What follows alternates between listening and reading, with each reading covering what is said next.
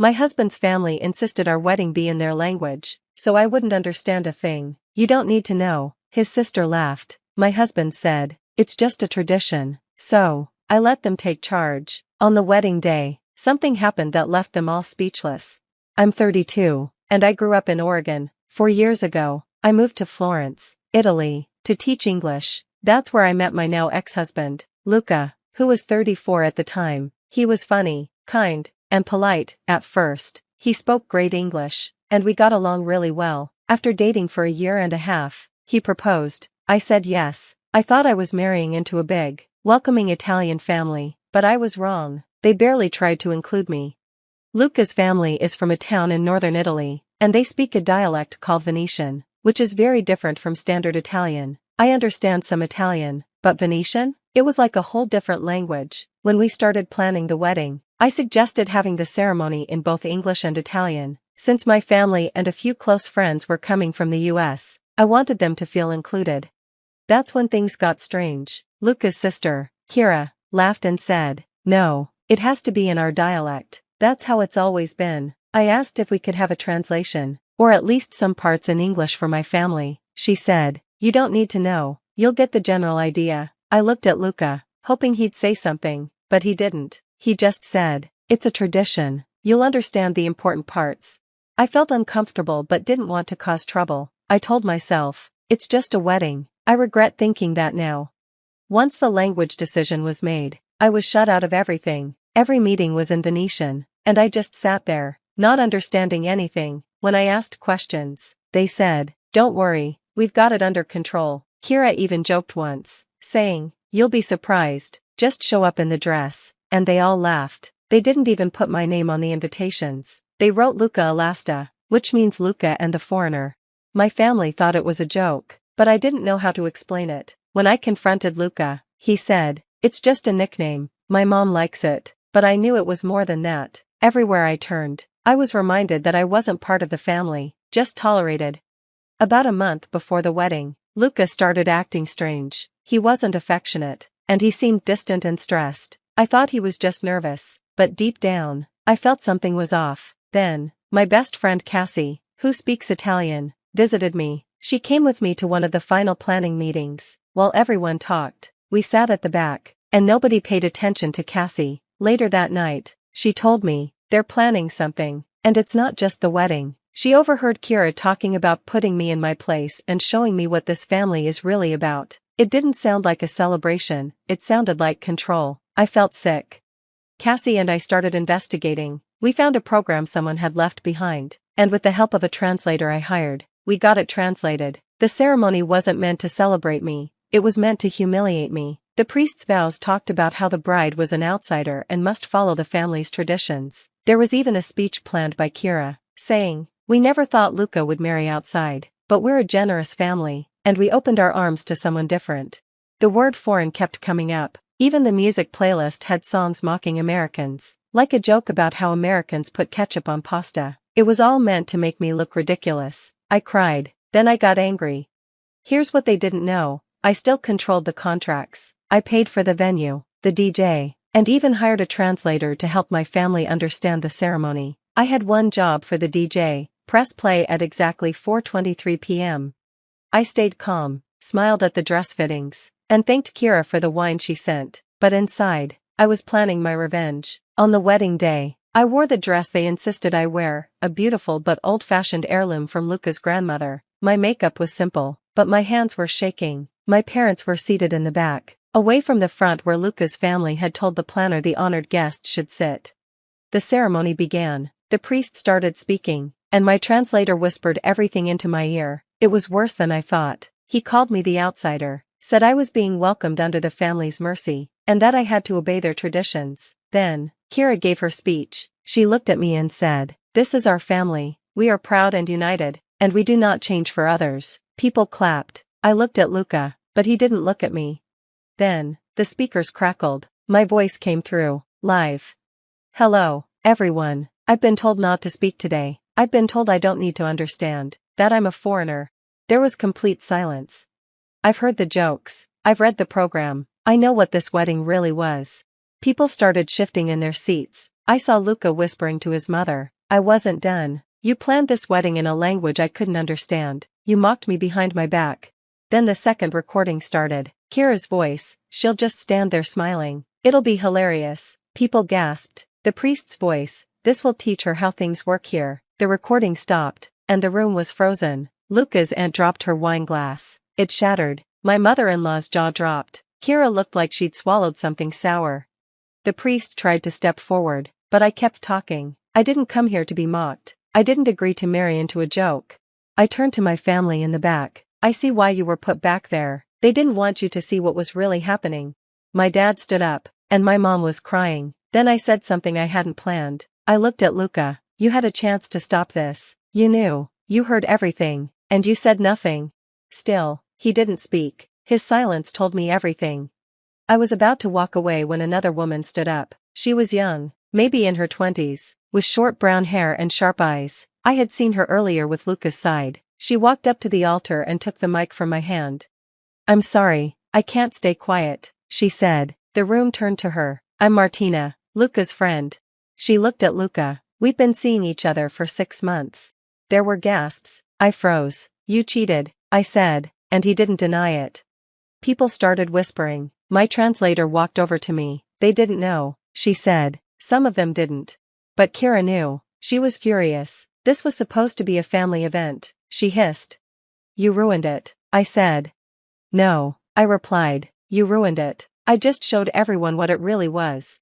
Then, Kira slapped me. Everyone gasped. The venue manager stormed in and shouted, enough, everyone out, now. I could have just walked out, but I didn't. I went back to the mic. I didn't come to Italy to be part of a circus. I came here for love and respect. Instead, I got lies and cruelty. I paused and said, I paid for this venue, so my family will eat, dance, and enjoy themselves. You're not invited, I told Luca. Then I gave the DJ the signal. He played the song I'd chosen weeks ago, Respect by Aretha Franklin. My parents clapped. Cassie grabbed my hand. My cousin started cheering. Everyone else was quiet, awkward, and slowly started leaving. After they left, my family, Cassie, and a few of Luca's cousins who whispered apologies stayed behind. We ate, danced, and had a good time. The photographer took every picture I asked for, not one with Luca in it. But the next morning, I woke up to over 40 missed calls from Luca, his mom, Chiara, and some unknown numbers. They wanted to talk and said I overreacted, embarrassed the family, and made it personal. No apologies, just blame. But I wasn't done. I still had one more thing to do. I sat in the hotel room, still in my wedding hair and makeup, staring at the wall. My parents were having coffee, trying not to make too much noise. Cassie was scrolling through her phone, reading missed calls and local news alerts. Turns out, someone had live-streamed the wedding, and the video went viral in our small town. The caption, American bride takes down groom's entire family in 3 languages. Around noon, Cassie came in, holding her phone. You need to see this, she said. It was a Facebook post from Martina, the woman who exposed Luca's affair. But she wasn't alone. She was with Chiara, laughing and holding wine glasses, with the caption #FamilyFirst. The post was uploaded just 2 days before the wedding, saying, can't wait for the big surprise. So, Martina wasn't some brave truth teller. She was part of it, a plant. She was never supposed to confess, but her connection with Chiara was real. We dug into their social media and found photos of Martina with Luca's family, going back a year. It wasn't just a betrayal, it was planned. The priest's words about obedience now felt different. It wasn't just tradition, it was a test, a punishment. Later, I got a call from the venue owner. He said Chiara contacted him, accusing me of breaking the rules and causing a disturbance. She wanted to keep my deposit and threatened to sue. Of course, she would. What they didn't know was that I had recorded every meeting I attended. Every time they said, don't worry about it or you don't need to know, I recorded it. Cassie helped organize the files, and I sent them all to the venue owner. 3 hours later, he called back and said, refund processed. Chiara is blacklisted. In a voice note, he said, you didn't have to destroy everything. It wasn't personal. You didn't understand the culture. He blamed me for everything. That was the last time I heard from him. But it wasn't over. A few days later, Cassie showed me a document on her laptop. It was a real estate transfer in both our names, filled out, but unsigned. Luca had initiated it. The plan wasn't just to humiliate me, it was about control and money. Luca's family had financial issues, and marrying me was a way to clean things up. They planned to use my American bank account to move money around. I had already talked to my lawyer about protecting my assets. The wedding wasn't legally binding yet, and I never added Luca to my accounts, so, legally, I wasn't married. A week later, Luca's uncle sent me a letter accusing me of defamation and threatening legal action unless I apologized and paid a reparative fee. That's when I decided to respond publicly. I posted everything, the recordings, the humiliating ceremony, the planned scam, and the fact that I was never legally married. I even shared the photo of Martina and Kiara from before the wedding. The post went viral again. Then Kiara snapped. 3 days later, she showed up at a cafe where I was having lunch with Cassie. She slammed her hand on the table and yelled, "You think you're a hero? You ruined everything." I stood up and said, "I didn't make you look like anything, I just held up a mirror." She kept yelling, blaming me for ruining Luca's life. Cassie stood up and protected herself. Kiara turned to me, her voice dropping low, "You were never going to be one of us." I stood tall and replied, "I'll never understand how a family can lie, cheat, and still expect loyalty. I don't want to understand that." Kiara raised her hand like she was going to slap me, but Luca stopped her. He looked at me, pale and broken. "I didn't want it to be like this," he said. "I was weak. I let it happen." I didn't say anything. He admitted he was scared of losing his family, so he let them destroy us instead. I wanted to scream, but I stayed calm. "I don't hate you," I said, "but I don't trust you, and I never will again." Luca nodded and walked away, with Kiara following him. She hissed at me, "You'll regret this." Cassie said loudly, "No, I think you will." Kiara tried to sue, but it went nowhere. My evidence, emails, recordings, and sworn statements, was solid. The court dismissed her case, but her family's reputation was ruined. Their bakery lost long-time clients, and people in the village started talking about them in shame. Martina disappeared and deleted her social media. I heard she moved to Milan. Luca sent one last email, "I'm sorry, you were right about everything. I hope someday you can forgive me." I never replied. A month later, I flew back to Oregon. No big speeches, no closure talks, just a clean break. For the first time in a long time, I felt free. Some people ask if I regret moving to Italy. I don't. It wasn't Italy that failed me, it was Luca and his family. I don't regret standing up for myself. I don't regret turning the mic on. I don't regret refusing to stay silent. People say, "You must be so strong," but I wasn't. I was terrified, but I still told the truth. The day my mother betrayed me started like any other Tuesday at Willow and Grace, the boutique my grandmother built from nothing 50 years ago. I was arranging a new window display when I saw her striding down the sidewalk, designer heels clicking against concrete, that familiar red lipstick smile that always meant trouble. My name is Emery, and until that morning, I thought I knew exactly who I was and where I belonged. "Darling," Mother's voice carried through the boutique as she swept in, trailing expensive perfume and false warmth. "The place looks quaint, just like when your grandmother ran it." I bristled at her tone, but kept adjusting the vintage Chanel jacket's collar. "That's the point, Mother. Our clients appreciate tradition." "Please call me Regina. Mother makes me sound ancient." She perched herself on our antique counter, something that would have made grandmother apoplectic. "Speaking of ancient, I've been thinking about the future of Willow and Grace." The bell above the door chimed as London, my head of logistics and closest friend, entered carrying coffee. She caught my eye, immediately sensing the tension. "Perfect timing," Regina purred. "London, dear, you should hear this too. I've brought someone who's going to help us modernize." On cue, he appeared, tall, dark, and wearing a suit that probably cost more than our monthly rent. "Leandro Dawson," he announced, extending his hand, "retail development specialist." I didn't take it. "We don't need development. Our numbers are solid." "Solid isn't spectacular," Regina countered, standing to loop her arm through Leandro's. "Leandro has transformed struggling boutiques into gold mines, and—" She giggled like a schoolgirl. "We've been seeing each other." London nearly choked on her coffee. "You're dating our business consultant?" I asked, my voice sharp enough to cut glass. "Partner," Leandro corrected. "Your mother and I have discussed making this arrangement more permanent." The next hour was a blur of buzzwords and projections, modern aesthetics, digital integration, brand evolution. Each phrase felt like another brick in a wall between me and my grandmother's legacy. "And Margaret," Regina said, gesturing to our senior saleswoman who'd worked here for 20 years. "We'll have to let her go. She doesn't fit the new image." "Absolutely not," I snapped. "Margaret is family." "Business isn't family, darling." Regina's smile didn't reach her eyes. "Speaking of which, I've called a staff meeting for tomorrow morning. We're announcing some changes." After they left, London grabbed my arm. "Emery, this is bad, really bad. I overheard Regina talking last week about transferring shares."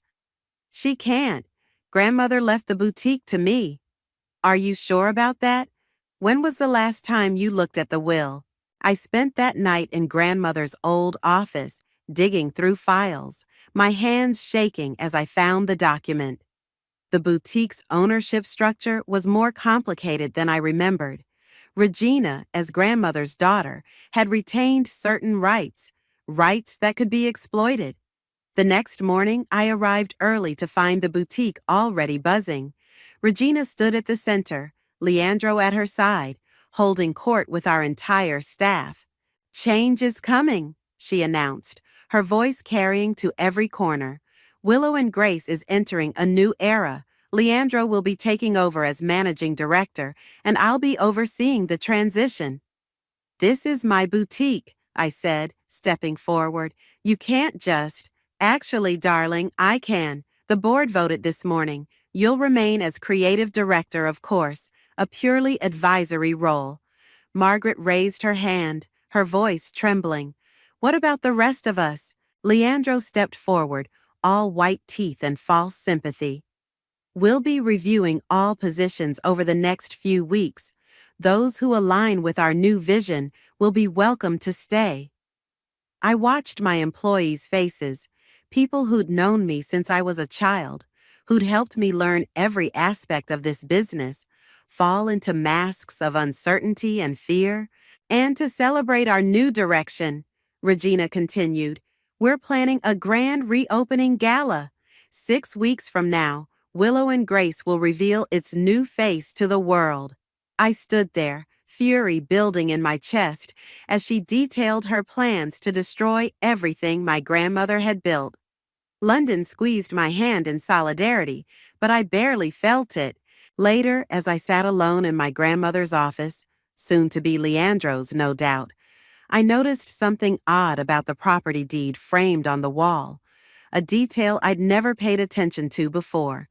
The boutique itself might be vulnerable to Regina's machinations, but the land beneath it?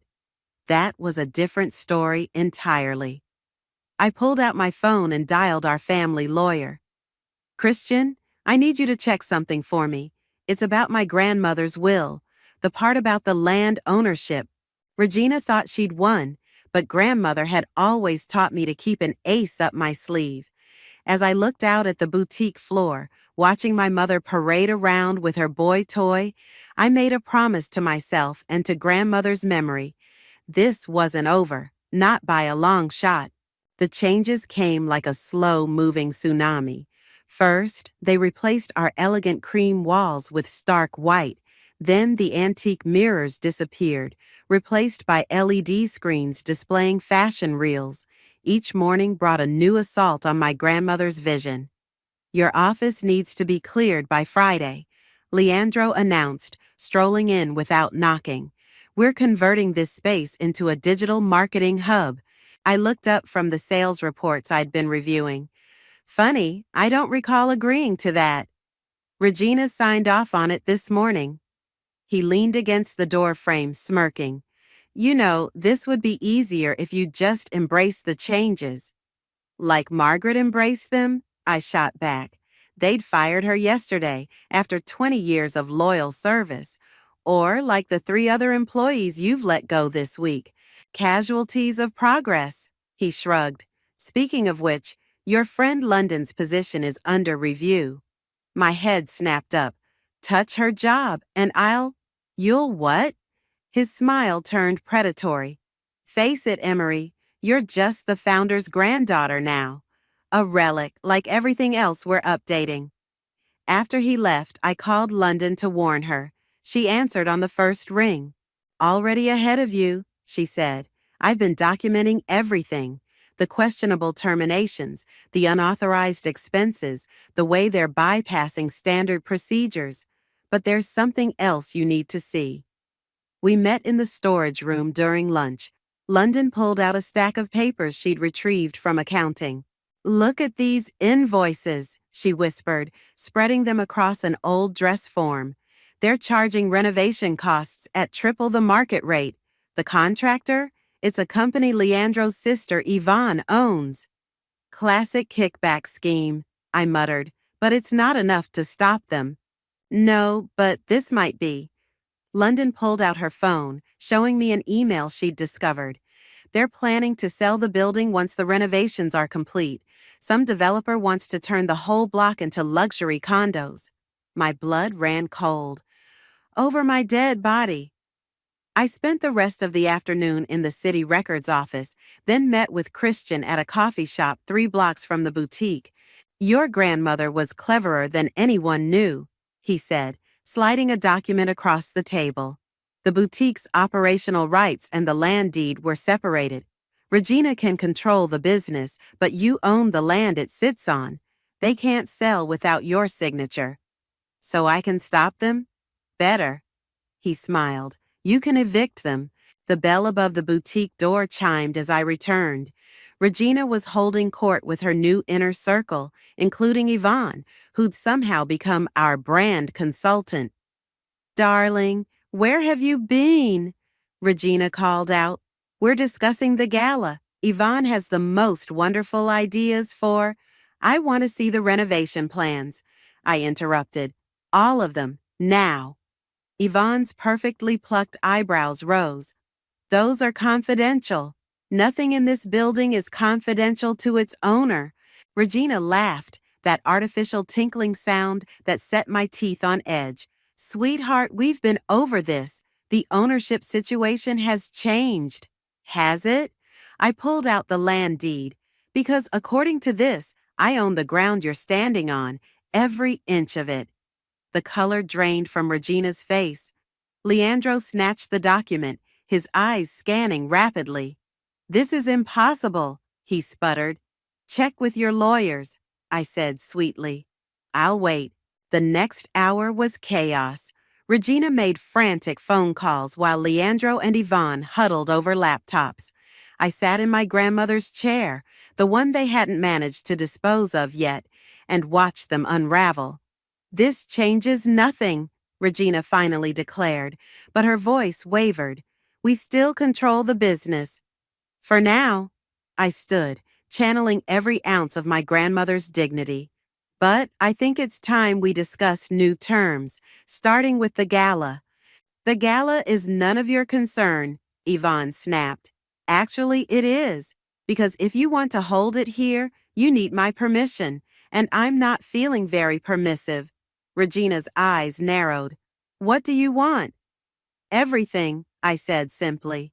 But we can start with reinstating the employees you fired, all of them. Absolutely not, Leandro began, but Regina held up a hand. We'll consider it, she said carefully.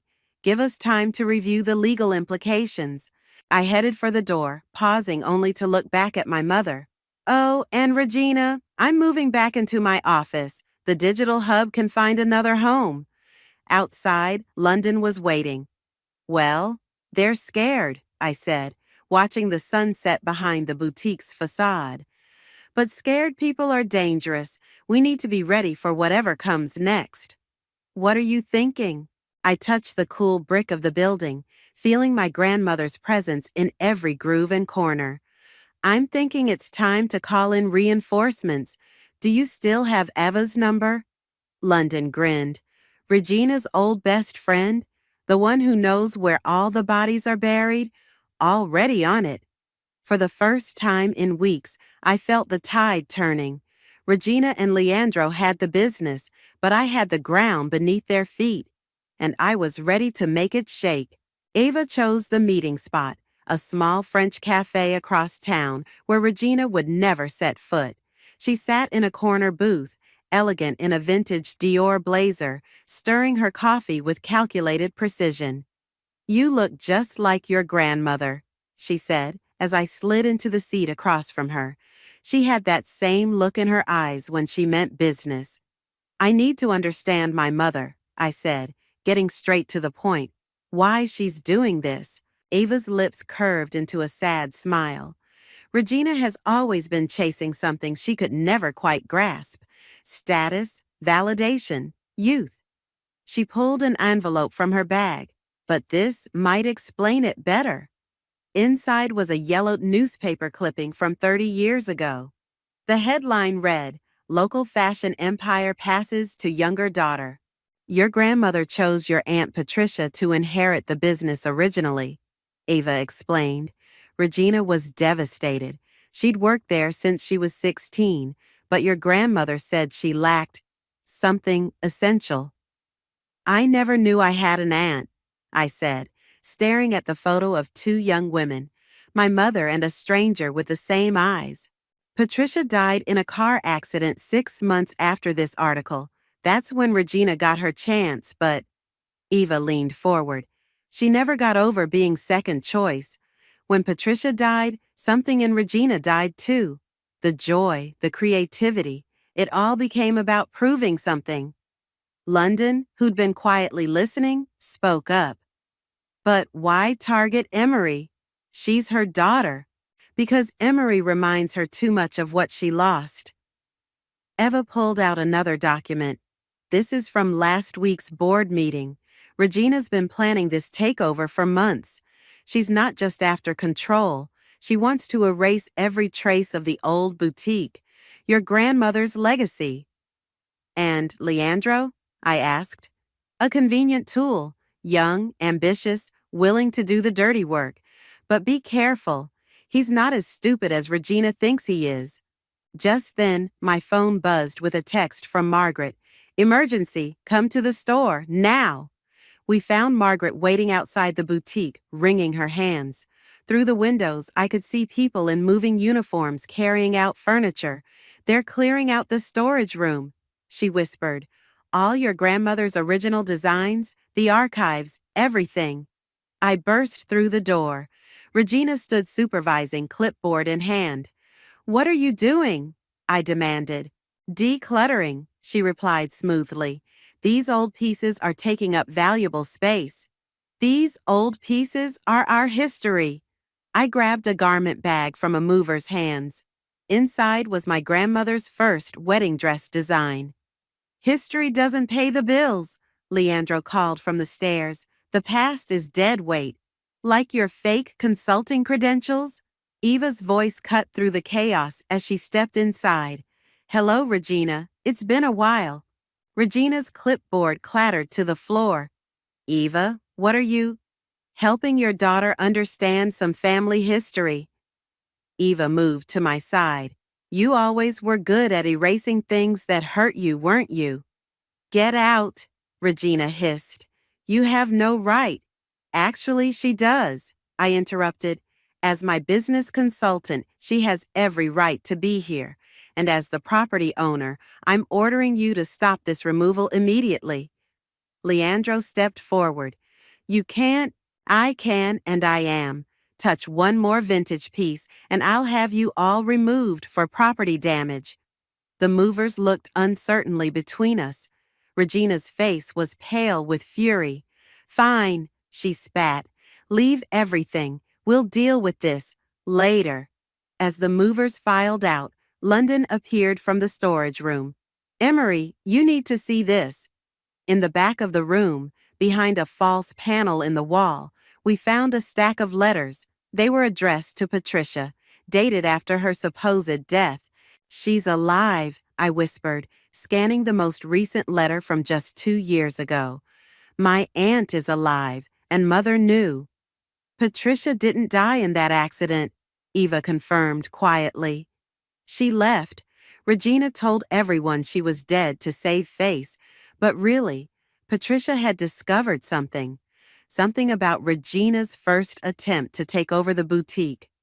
My hands shook as I read the letters. She tried to forge grandmother's signature. Patricia caught her. And now history's repeating itself, London said, but this time with you.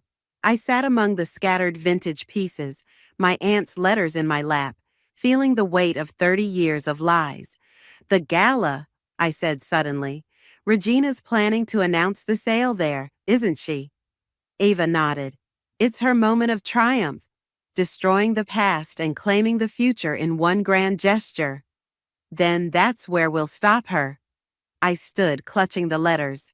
But first, we need to find Patricia. Already on it, London said, holding up her phone. The letters have a return address, small town in Oregon. I looked around the storage room at the heritage Regina had tried to erase. Mother wants to rewrite history? Fine, but this time we're going to tell the true story. Eva smiled, a glint of satisfaction in her eyes. Regina always did hate surprises, especially when they came with witnesses. For the first time, I saw clearly what needed to be done. The gala wouldn't just be Regina's grand revealing, it would be her final curtain call. The Oregon address led us to a small art gallery nestled between pine trees. Through the window, I saw a woman with silver-streaked dark hair arranging photographs. Even from behind, her posture was familiar, the same straight-backed elegance my grandmother had possessed. Ready? London squeezed my hand. I pushed open the door, setting off a small bell. The woman turned, and I found myself staring into eyes identical to my mother's. Patricia? She froze, color draining from her face. You're Regina's daughter. I'm Emery, and I need your help. Over coffee in her small office, I laid out everything. The takeover, Leandro, the planned sale. Patricia listened silently, fingers tracing the rim of her mug. History repeats itself, she finally said. Regina tried the same thing with your grandmother. When I caught her, Patricia's voice cracked. She threatened to expose my relationship with another woman. In 1992, that would have destroyed more than just my career. So you ran, I said. I chose survival. Your grandmother understood. She helped arrange everything. The accident story was her idea. Patricia pulled out an old photo album. But I never stopped watching the boutique. Or you. She showed me photographs, me at 16, arranging my first window display. At 22, graduating fashion school. Last year's spring collection launch. You were there? My voice wavered. Every major moment, hidden, but there. She smiled sadly. You have your grandmother's eye. Regina never did. My phone buzzed. A text from Eva. Emergency. Leandro making moves. Come now. We rushed back to find Eva waiting outside the boutique. Through the windows, we could see Leandro giving a presentation to several suited executives. Potential buyers, Eva explained. They're touring the property today. They can't sell without my signature, I reminded her. No, but they can tank the business first. Eva handed me a tablet. Look at these numbers. They're deliberately driving down sales, making it look like the boutique is failing. Once the value drops enough, they can force a distress sale, Patricia finished. Regina used to talk about that strategy. We slipped in through the back entrance. London met us there, face grim. It's worse, she whispered. Yvonne's been cooking the books. They're hiding profits, inflating costs. I found the real numbers hidden in an encrypted file. Can you prove it? Already sent copies to your lawyer. Leandro's voice carried from the showroom. As you can see, the property has excellent potential for redevelopment. I stepped out, Patricia close behind. Actually, the property isn't for sale. The executives turned. Leandro's smile froze. Emery, this is a private meeting. With potential buyers for a property I own? I moved closer. I should introduce myself. I'm the landlord. One of the executives frowned. Mr. Dawson assured us the sale had full ownership approval. Mr. Dawson lied, just like he lied about his business credentials. I nodded to London, who distributed folders to each executive. You'll find copies of the land deed there, along with some interesting financial discrepancies we've uncovered. This is absurd, Leandro sputtered. Who is that woman? Patricia Wilkins, my aunt said, stepping forward. Original heir to Willow and Grace, and key witness to a pattern of fraud that started 30 years ago. The executives began gathering their things, murmuring apologetically. Leandro's face had turned an interesting shade of purple. You're making a mistake, he called after them. Regina will what? My mother stood in the doorway taking in the scene. Her eyes locked on Patricia, and for the first time in my life, I saw real fear on her face. Hello, sister, Patricia said quietly. Regina gripped the door frame. You're dead. Rumors of my death were greatly exaggerated. You're doing, if I remember correctly.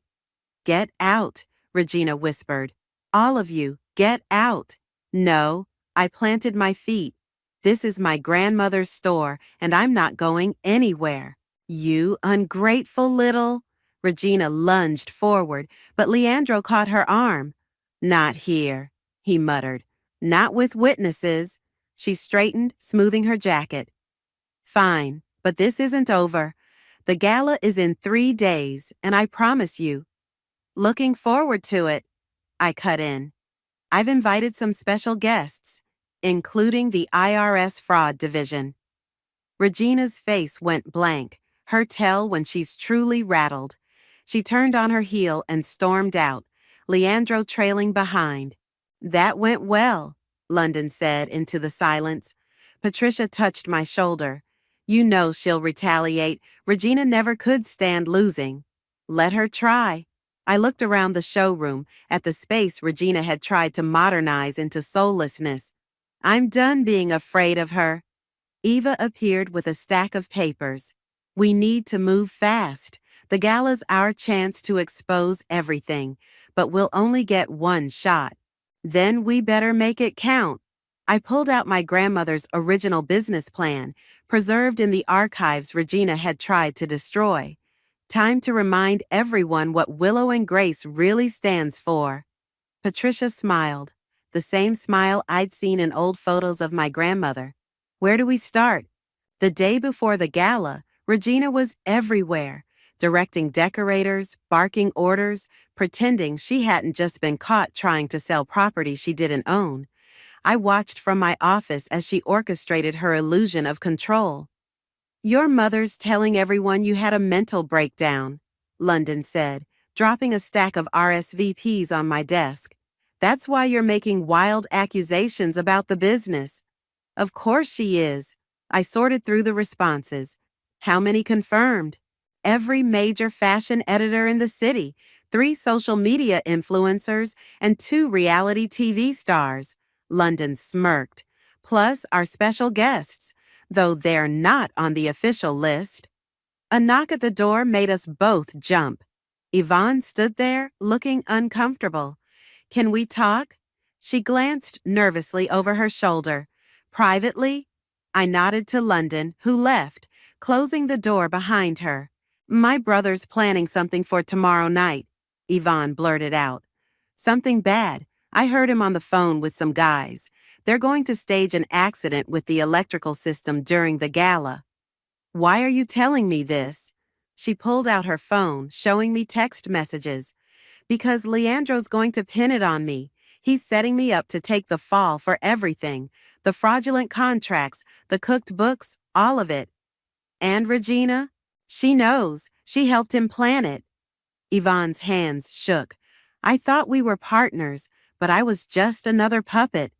I studied her face, looking for deception. What do you want? Protection and revenge. She pulled out a USB drive. This has everything: recordings, documents, photos, including evidence of what they did to your grandmother's original business partner 20 years ago. My phone buzzed. Eva was calling. Hold that thought, I told Yvonne, answering the call. The IRS agents are in position for tomorrow, Eva said without preamble. And I've got something else. Remember that developer who wanted to buy the building? He just sent me proof that Regina and Leandro have been running this same scam at 3 other boutiques. Send everything to Christiane, I said. And Ava, thank you. I turned back to Yvonne. If you're serious about helping us, here's what we need. 2 hours later, I met Patricia in London at our makeshift headquarters, Ava's home office. Yvonne came through, I announced, spreading paperwork across Eva's desk. These are the real contracts Leandro's been hiding, and this, I held up a recorded conversation on my phone, is him admitting to insurance fraud. But will it be enough? Patricia asked. Regina's survived scandals before. Not like this. London pulled up security camera footage on her laptop. Watch. The video showed Regina and Leandro in the boutique's back office late at night, clearly arguing about money. Regina slapped him. He grabbed her arm. The timestamp was yesterday. Where did you get this? I never disconnected the old security system when they installed their new one, London said proudly. They had no idea it was still recording. Perfect timing, Ava said, walking in, because Regina just sent out a mass email to all gala attendees. She's announcing her engagement to Leandro tomorrow night. Patricia laughed darkly. She always did have terrible timing. There's more, I said, pulling out Yvonne's USB drive. Proof that Regina sabotaged grandmother's partnership with her original investor. She didn't just try to take over once, she's been plotting this for decades. We worked through the night, organizing evidence, coordinating with Christian and the IRS agents, planning for every contingency. By dawn, my eyes were burning, but our plan was set. I drove to the boutique early, wanting one quiet moment before the storm. But Regina was already there, directing the florist. Darling, her voice dripped honey. I've been thinking, perhaps I was too harsh. We should talk about your role in the company's future. Funny you should mention that. I handed her an envelope. Consider it an early engagement present. She opened it, her face darkening as she read. An eviction notice? You wouldn't dare. Try me. You have 30 days to vacate the property. I'll fight this. With what money? The accounts you've been draining? I stepped closer. I know about the offshore transfers, Mother. Every last penny. For a moment, her mask slipped, revealing raw panic. Then Leandro appeared, sliding an arm around her waist. Everything okay here? He asked, eyes cold. Perfect, I said brightly. Just discussing the gala. By the way, Leandro, have you met my Aunt Patricia? She's very excited to attend tonight. The color drained from his face. Regina's fingers dug into his arm. See you both this evening, I called over my shoulder as I walked away. Oh, and Mother, wear something fireproof. I hear the truth can burn. Outside, the morning sun caught the boutique's windows, reflecting like justice about to break. My phone buzzed with a text from London. All systems go. Ready to watch your mother's empire fall? I smiled, thinking of my grandmother's portrait watching over the main showroom. Ready, I typed back. Time to take back what's ours. The boutique glittered like a diamond under the evening lights. Guests streamed in. Champagne flowed, and camera flashes popped as Regina worked the room in a red designer gown, Leandro at her side like a trained peacock. Positions, everyone, I murmured into my earpiece. London confirmed the IRS agents were in place. Eva had the documentation ready, and Patricia was waiting in the wings. Your mother's about to start her speech. London reported from her post near the stage. And Emery? Leandro's guys just arrived. They're heading for the electrical room. Yvonne? On it. Yvonne's voice crackled through the earpiece. I've got security redirecting them as we speak. I smoothed down my grandmother's vintage black dress, the one Regina had tried to throw away, and moved through the crowd. The air crackled with anticipation as Regina took the stage, tapping her glass for attention. Welcome, everyone. Her voice carried across the packed showroom. Tonight marks a new chapter for Willow and Grace, but first, a special announcement. Actually, Mother, I cut in, stepping onto the stage. I believe I have the floor first. As the property owner, it's my privilege to open the evening. Regina's smile froze. Leandro started forward, but Ava blocked his path, phone raised meaningfully. Ladies and gentlemen, I continued, taking the microphone, you're here to witness a transformation, just not the one you were expecting. The lights dimmed. Our cue, not Leandro's sabotage attempt. A projection appeared on the wall behind me. Security footage of Regina and Leandro's late-night argument. What you're watching is just a sample of the corruption that's been poisoning this boutique. I gestured to Patricia, who joined me on stage. Let me introduce my Aunt Patricia, not dead, as my mother claimed, but driven away by the same tactics being used today. Gasps rippled through the crowd. Regina lunged for the microphone, but I held firm. The authorities are very interested in the financial records we've uncovered, I continued. The fraud, the embezzlement, the attempted property theft. She's lying, Regina shrieked. Security, remove her. Your security team is currently assisting IRS agents in securing the premises, Eva called out, her voice carrying clearly, along with evidence of similar schemes at 3 other boutiques. Leandro broke into a run, heading for the exit. 2 agents stepped out to block his path. This is ridiculous, Regina sputtered, facing the crowd. These are baseless accusations from my mentally unstable daughter. Actually, Yvonne stepped forward, holding up her phone.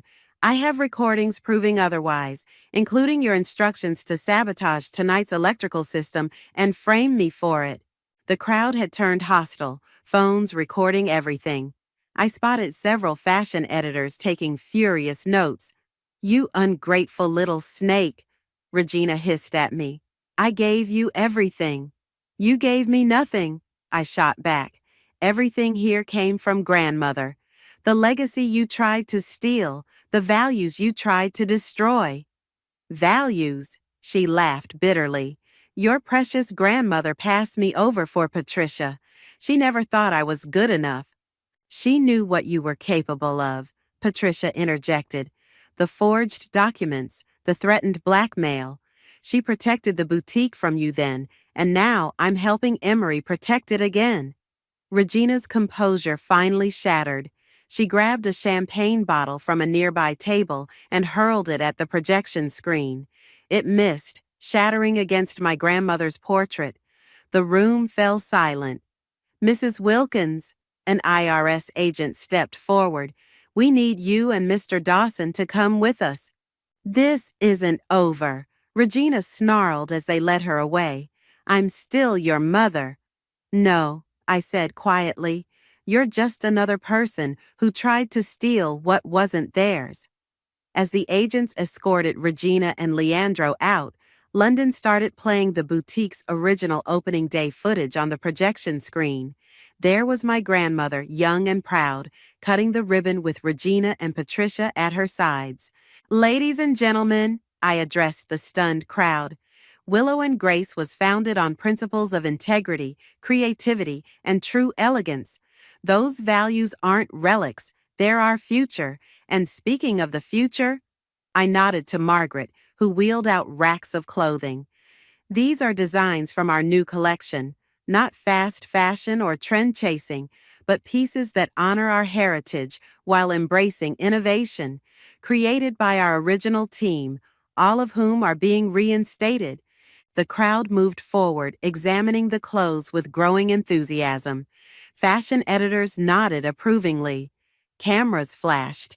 Patricia squeezed my hand. Your grandmother would be proud. We're not done yet, I said, watching Ava direct reporters to copies of our evidence. The boutique needs rebuilding. Real rebuilding, not Regina's version. Together, London appeared at my side. As a family, I looked around at my true family, London, Patricia, Eva, the loyal staff who'd stood by me, and felt something settle into place. Regina had tried to erase our history, but she'd only made it stronger. The boutique glowed with renewed purpose, my grandmother's portrait presiding over it all, slightly champagne-splattered but unbowed, just like her legacy. The morning after the gala, I arrived at the boutique to find Regina waiting outside. She looked smaller somehow, without her designer armor and false confidence. You've ruined everything, she said as I unlocked the door. The press is having a field day. My reputation is destroyed. You did that yourself. I left the door open, knowing she'd follow. The IRS wants to talk to you about tax evasion. I want to make a deal. I turned to face her. What could you possibly offer? Information. She pulled out a folder. About your father. My heart stuttered. She'd never told me anything about him, claiming he'd abandoned us before I was born. That's low, even for you. It's true. She set the folder on the counter. He tried to warn your grandmother about me. That's why I had to discourage him from staying in our lives. Before I could respond, Patricia walked in with London and Ava. Still manipulating, Regina? Patricia picked up the folder. Let me guess, you're offering information in exchange for us dropping the charges? Stay out of this, Regina snapped. You've done enough damage. Actually, Ava stepped forward. We found your old files this morning, including the real story about Emery's father, how you threatened to destroy his business if he didn't leave town. Regina's face contorted.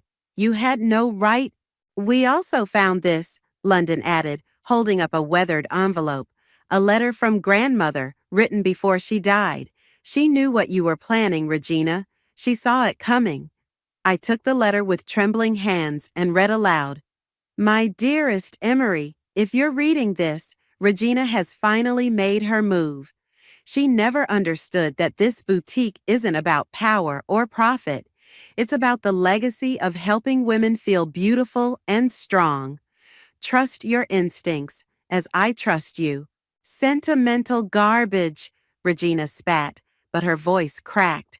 She always did favor you, just like she favored Patricia. She didn't favor us, Patricia said quietly. She tried to protect us from you. The boutique's morning light filtered through the windows, catching the remnants of last night's gala. A champagne glass here, a dropped program there. The DA's office called, Eva announced, checking her phone. They're offering a deal. Minimal jail time if you cooperate in the investigation of Leandro's other fraud schemes. Jail? Regina's knees buckled. She gripped the counter. You'd send your own mother to jail? You sent yourself there, I replied. Every choice, every betrayal, every lie, they were all yours. I did it for us. She was crying now, mascara tracking down her cheeks. Everything I did was to make this place better, bigger. No. I held up grandmother's letter. You did it for yourself, because you couldn't stand that grandmother saw through you, that she trusted her legacy to someone else. What do you want from me? She whispered. The truth, all of it, starting with my father. For a moment, I thought she'd refuse. Then her shoulders sagged. His name is Marcus. He's a designer in Paris. She pulled out her phone, showed me a social media profile. He's tried to contact you over the years. I intercepted the messages. London was already typing on her laptop. Found him. He's successful, respected. And Emery, he posts about you. every year on your birthday. The floor seemed to tilt beneath my feet. Patricia steadied me.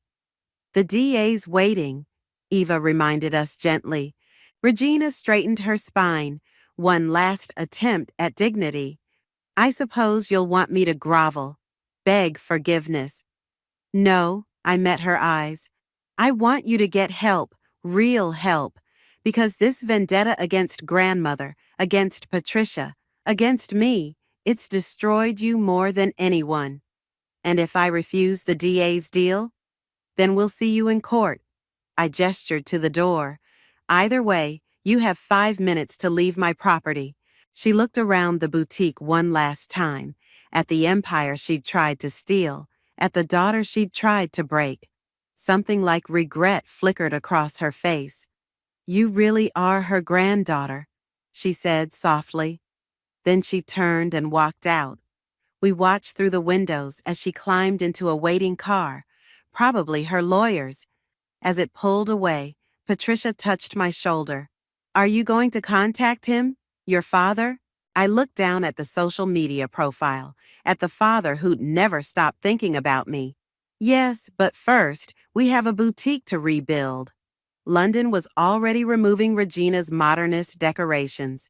Eva had started calling clients. Through the window, I saw Margaret returning to her old post, greeting early customers with familiar warmth. Your grandmother's letter, Patricia said. There's more. She turned the page. P.S. In the basement safe, combination 122863, you'll find my real gift to you, the one Regina never knew about. I looked at my family, not by blood, but by choice and loyalty, and smiled. Who wants to go on a treasure hunt? The boutique hummed with renewed energy as we headed for the basement, ready to uncover one last secret from the grandmother who'd seen it all coming. Regina was gone, but the legacy she'd tried to destroy? It was just getting started. The basement safe clicked open, revealing a leather portfolio and a handwritten note. My hands shook as I read grandmother's elegant script. My dearest Emery, these are my original designs, the ones that started everything. But more importantly, they're proof of something Regina never understood. True style isn't about following trends. It's about making women feel like their most authentic selves. I trust you to carry this forward. Love, grandmother. Inside the portfolio were sketches unlike anything I'd seen. Innovative yet timeless, bold yet elegant, and tucked between them, a business plan written in my grandmother's hand, detailing her vision for the boutique's future. These are incredible, Patricia breathed, examining the sketches. And look, notes about sustainable fashion, ethical manufacturing. She was decades ahead of her time. London's phone buzzed. The news about Regina and Leandro is everywhere. Fashion blogs are calling it the scandal of the year. She paused. And Emery, your father just posted about you. I looked at the screen. There was my face from last night's gala, alongside a message. My daughter, standing up for what's right, just like her grandmother. I've waited 28 years to say, I'm so proud of you. Call him, Eva urged. He's in New York this week for Fashion Week. Before I could respond, the boutique's door chimed. A woman in her 60s entered, looking around uncertainly. I'm sorry, she said. I know you're not open yet, but I got married in a Willow and Grace dress 30 years ago. When I heard what happened with Regina, I wanted to show you something. She opened her phone, showing us a photo of a young bride in a stunning vintage gown. Your grandmother designed this personally for me, she explained. I didn't have much money, but she saw how much I loved it and worked out a payment plan. That's what this place was about, making dreams accessible, not exclusive. More customers began arriving, women with similar stories, daughters of original clients, fashion students inspired by my grandmother's ethics. They filled the boutique with memories and hope. We should do something with this, London said. Not just rebuild, but evolve. Actually, I picked up grandmother's business plan. I think she already figured it out. Look at this, a mentorship program for young designers, sustainable fashion initiatives, community outreach. Patricia smiled. She knew you'd find this eventually, knew you'd understand. My phone rang. Christian, our lawyer. The DA made the announcement, he said. Regina took the deal. She's facing 18 months, plus restitution. Leandro's looking at 5 years. After I hung up, Eva touched my arm. Are you okay? I'm better than okay. I looked around at the growing crowd in the boutique. I know exactly what we need to do. We spent the day implementing grandmother's vision. London set up a digital platform for emerging designers. Patricia began organizing a vintage collection showcase. Eva contacted ethical manufacturers. As evening fell, I found myself in my grandmother's office, my office now, looking at her portrait. A knock at the door made me turn. A man stood there, silver-haired but familiar from the social media photos. Marcus, I whispered. Emery, my father's voice broke. I saw the news and caught the first flight. I should have fought harder to stay in your life. Should have found a way around Regina's threats. You're here now. He stepped forward, hesitant. Your grandmother. She helped me stay updated about you. Sent photos, letters. She made sure I knew who you were becoming. Would you like to see what she left us? I gestured to the portfolio. We could use another designer's perspective. For hours, we pored over the sketches together, sharing stories, bridging the gap of lost years. He told me about his start in fashion, how grandmother had mentored him, how he'd fallen in love with Regina before ambition poisoned her. The boutique hummed with activity below. London directing website updates, Patricia arranging displays, Eva coordinating with press. My new family, building something beautiful from the ashes of Regina's destruction. You know, my father said, examining a particularly innovative design, these could be adapted for modern production while keeping their original spirit. That's exactly what grandmother would have wanted. I stood, decision made. Want to help us make it happen? He smiled, my smile, I realized with a start. I thought you'd never ask. The boutique's lights glowed warmly as evening deepened into night. Through the windows, I could see people stopping to admire the new window display, a blend of vintage pieces and contemporary designs, each telling a story of resilience and renewal. Regina had tried to erase our history, but she'd only made it stronger. Now we had something better than revenge. We had purpose. I touched my grandmother's portrait gently. Thank you, I whispered, for trusting me to understand. Below, London called up, Emery, the first orders are coming in. I took one last look at the office, at the past Regina had tried to destroy and the future we were building. Then I headed downstairs to join my family, ready to write the next chapter of Willow and Grace, not as a revenge story, but as a legacy of love, authenticity, and the kind of strength that outlasts any betrayal. The crystal wine glass shattered in my grip, sending shards and red wine cascading across our pristine white tablecloth. The silence that followed was deafening, broken only by my mother's sharp intake of breath. I'm Genesis, and this was supposed to be a normal family dinner, but there's nothing normal about being asked to sell your childhood home to fund your sister's wedding. Genesis, darling, you're bleeding, my mother Veronica said, her voice dripping with the same artificial sweetness she used when manipulating potential donors at her charity galas. She dabbed at the spreading wine stain with her napkin, purposefully avoiding my eyes.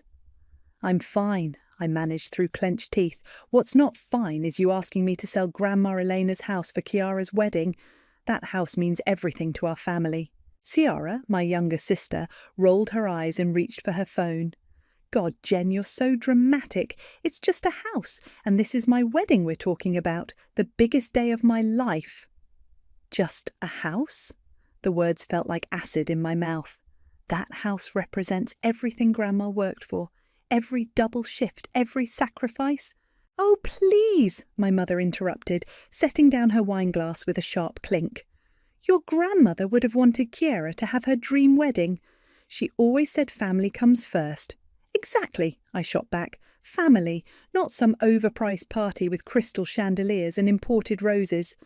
Chiara's head snapped up from her phone. "They're peonies, actually, and they're only from Canada." "The house isn't for sale," I said firmly. End of discussion. My mother's perfectly maintained facade cracked. "Genesis O'Connor, you are being completely selfish. Your sister has found the perfect venue, the perfect dress. Everything is lined up except for the funding. The house is just sitting there, gathering dust." "I live there." "In that tiny neighbourhood? Darling, you could buy a lovely condo downtown with your share of the sale. Something more, suitable for someone in your position." I pushed my chair back from the table, the legs scraping against the hardwood floor. "My position? You mean the position where I'm the only one who seems to remember what that house means? The only one who visited Grandma Elena every single day when she was sick?" "That's not fair," Chiara whined. "I was in college." "You were 20 minutes away at State, posting poolside photos while Grandma was dying." "Enough!" My mother slammed her hand on the table. "Genesis, you're making a scene. This is about family, about supporting your sister, about appearances," I cut in, like always. The room fell silent again. My mother's face had gone rigid, that familiar mask of disapproval I'd grown up with settling into place. "Wyatt's family is expecting a certain standard," Ciara said quietly, naming her fiancé. "The Harrises have a reputation to maintain." I laughed, but there was no humour in it.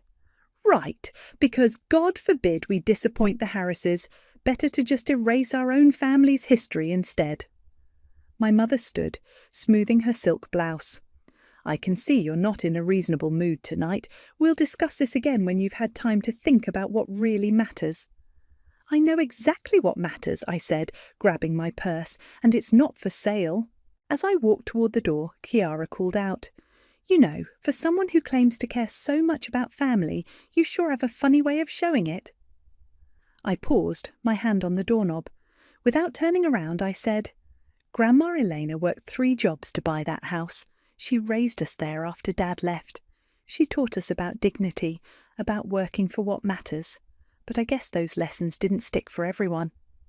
The door slammed behind me with a satisfying bang.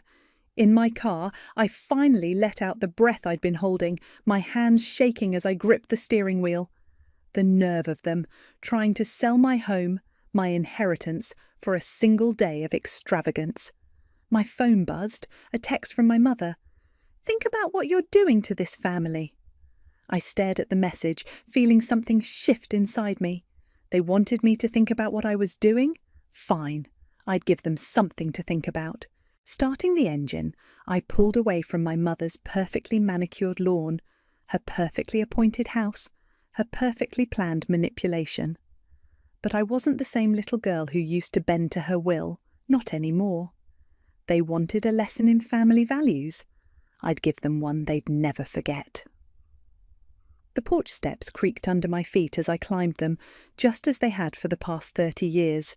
Every sound in this house held a memory, and tonight they were screaming at me louder than ever. I found myself in Grandma Elena's old room, now my bedroom, running my fingers along the worn spines of her books. The faint scent of her lavender perfume still lingered in the pages, even 3 years after her passing. "You wouldn't believe what they're trying to do, Grandma," I whispered, pulling out her favourite photo album. The doorbell rang, startling me. Through the window, I spotted Emmett's familiar silhouette on the porch. I'd texted him about the dinner disaster, and of course he'd come running.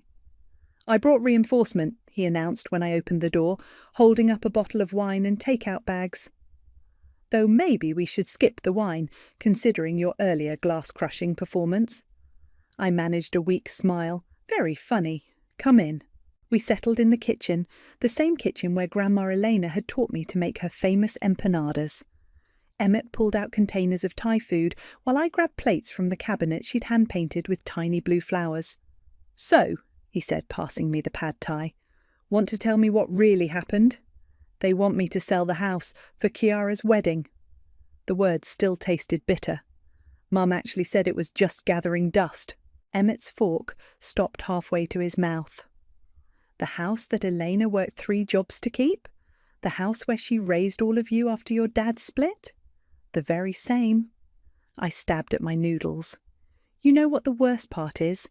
They act like I'm the unreasonable one, like I'm somehow betraying the family by not funding Kiara's fairy tale wedding. Show me the album, Emmett said suddenly, nodding toward the photo album I'd brought down with me. I opened it to a worn page. Here, this was taken the day Grandma Elena made the final payment on the house. The photograph showed a younger Elena, her dark hair streaked with grey, standing proudly on these very porch steps. Her nurse's uniform was wrinkled from a double shift, but her smile could have lit up the whole street. She worked so hard, I said softly. Night shifts at the hospital, weekends at the diner, alterations for the neighbours, whatever it took to keep this roof over our heads. Emmett studied the photo. Tell me about that day. I was 12. Grandma came home from the bank and gathered us all in the living room. She said, "Miss Morris, this house is ours now, really ours." Then she took out her old cookie tin. The memory hit me fresh as yesterday. She'd been saving dollar bills in that tin for years, but instead of celebrating by spending them, she sat us down and taught us about sacrifice, about building something that lasts. What did she do with the money? Started college funds for me and Kiara. I laughed without humour. Guess which one of us actually used it for college and which one used it for a spring break trip to Cancun. Emmett leaned back in his chair, a familiar glint in his eye. You know, speaking of lessons about sacrifice, what are you thinking? Your sister wants her dream wedding, fine. But maybe it's time she learned what real sacrifice looks like.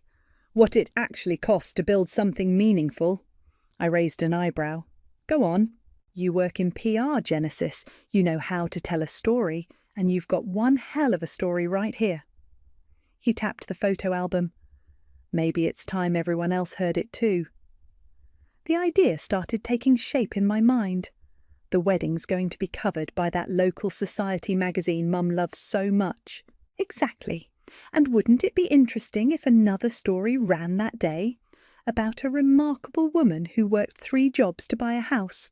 About how that house became a symbol of family sacrifice and determination. About how her granddaughter protected that legacy, I added slowly, while others tried to sell it off for a one-day party. Emmett grinned. Now you're getting it. I looked around the kitchen at the hand-painted cabinet and the worn spot on the counter where Grandma Elena used to knead dough, at the window where she'd watch for us coming home from school, even after working all night. They want to talk about family values, I said, feeling stronger than I had all evening. Let's show them what that really means. That's my girl. Emmett raised his water glass. To Elena, and to teaching some overdue lessons about gratitude. I clinked my glass against his, Grandma's words echoing in my mind. Sometimes, mi amor, the greatest act of love is standing firm when others want you to fall. Well, I was about to show them just how firmly I could stand. You want to do what? Maria, my old friend from the local news station, nearly spat out her coffee across the cafe table. I want to run a special segment, I repeated, sliding my grandmother's photo across to her. About family legacy, sacrifice, and what happens when the younger generation loses sight of those values.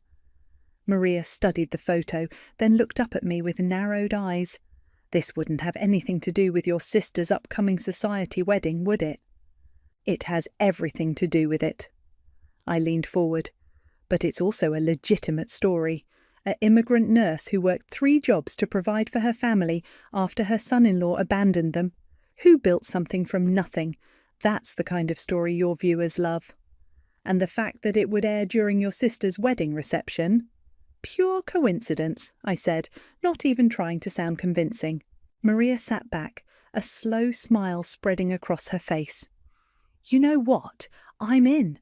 But we need to make this bigger than just family drama. Give me something I can really work with. I pulled out my laptop and opened a folder. I've been doing some digging. Did you know that the neighbourhood where my grandmother's house stands is one of the last historically preserved areas in the city? There's a whole movement to protect these homes from developers who want to tear them down for luxury condos. Now that's an angle, Maria said, her reporter instincts kicking in. The battle between preservation and progress, told through one family's story. Exactly, and I've got more. I showed her another document. These are the property records. My grandmother paid off that house while raising 3 kids and putting 2 through college.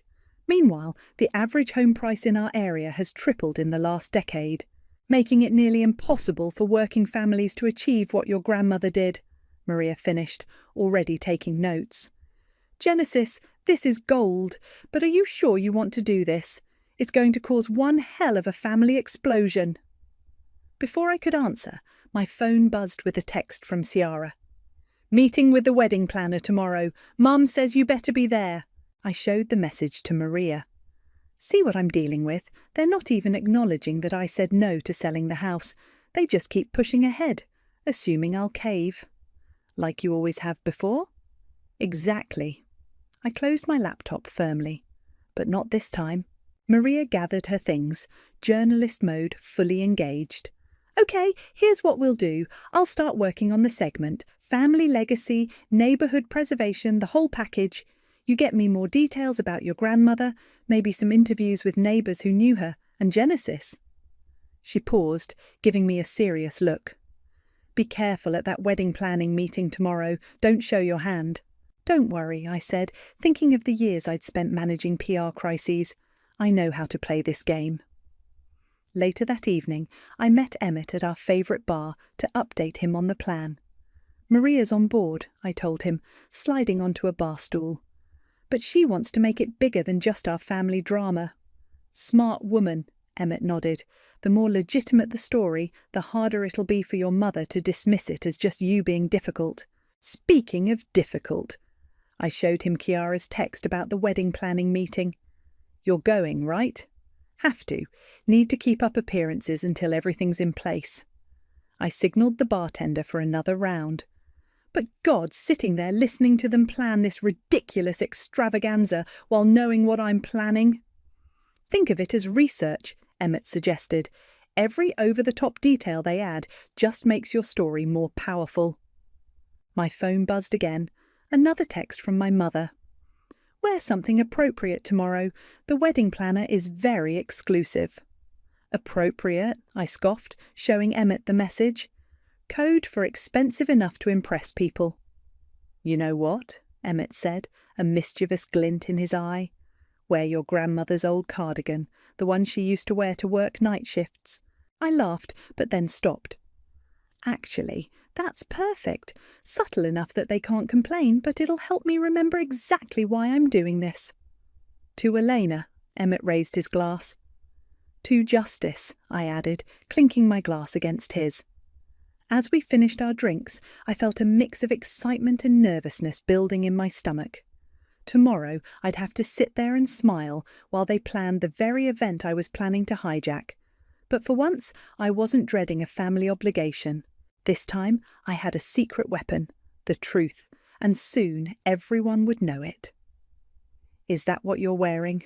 My mother's voice cut through the air as I walked into the upscale wedding boutique. Her eyes fixed on Grandma Elena's worn cardigan, a slight grimace twisting her lips. It's comfortable, I said, settling into one of the plush white chairs. The cardigan still smelled faintly of hospital antiseptic and lavender, exactly as it had when Grandma wore it.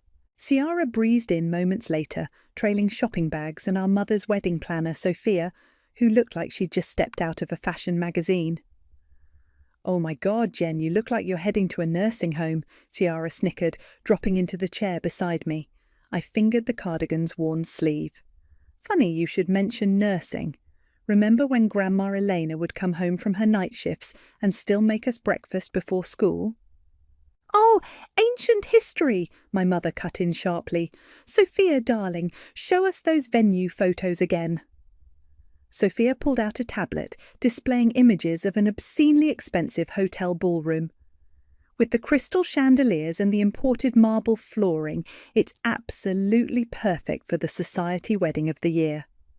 Speaking of perfect, my mother said, turning to me with a practiced smile, have you given any more thought to our discussion about the house? I took a slow sip of the champagne they'd served us. Actually, I have. I've been thinking a lot about family legacy lately. Wonderful! My mother clasped her hands together. I'll have the realtor. And about Grandma Elena's sacrifices, I continued, watching her smile fade. About how she built something lasting for our family. Ciara groaned.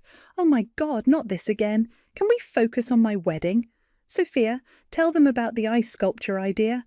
It's a full-size replica of Cinderella's carriage, Sophia gushed, with actual Swarovski crystals embedded in the ice.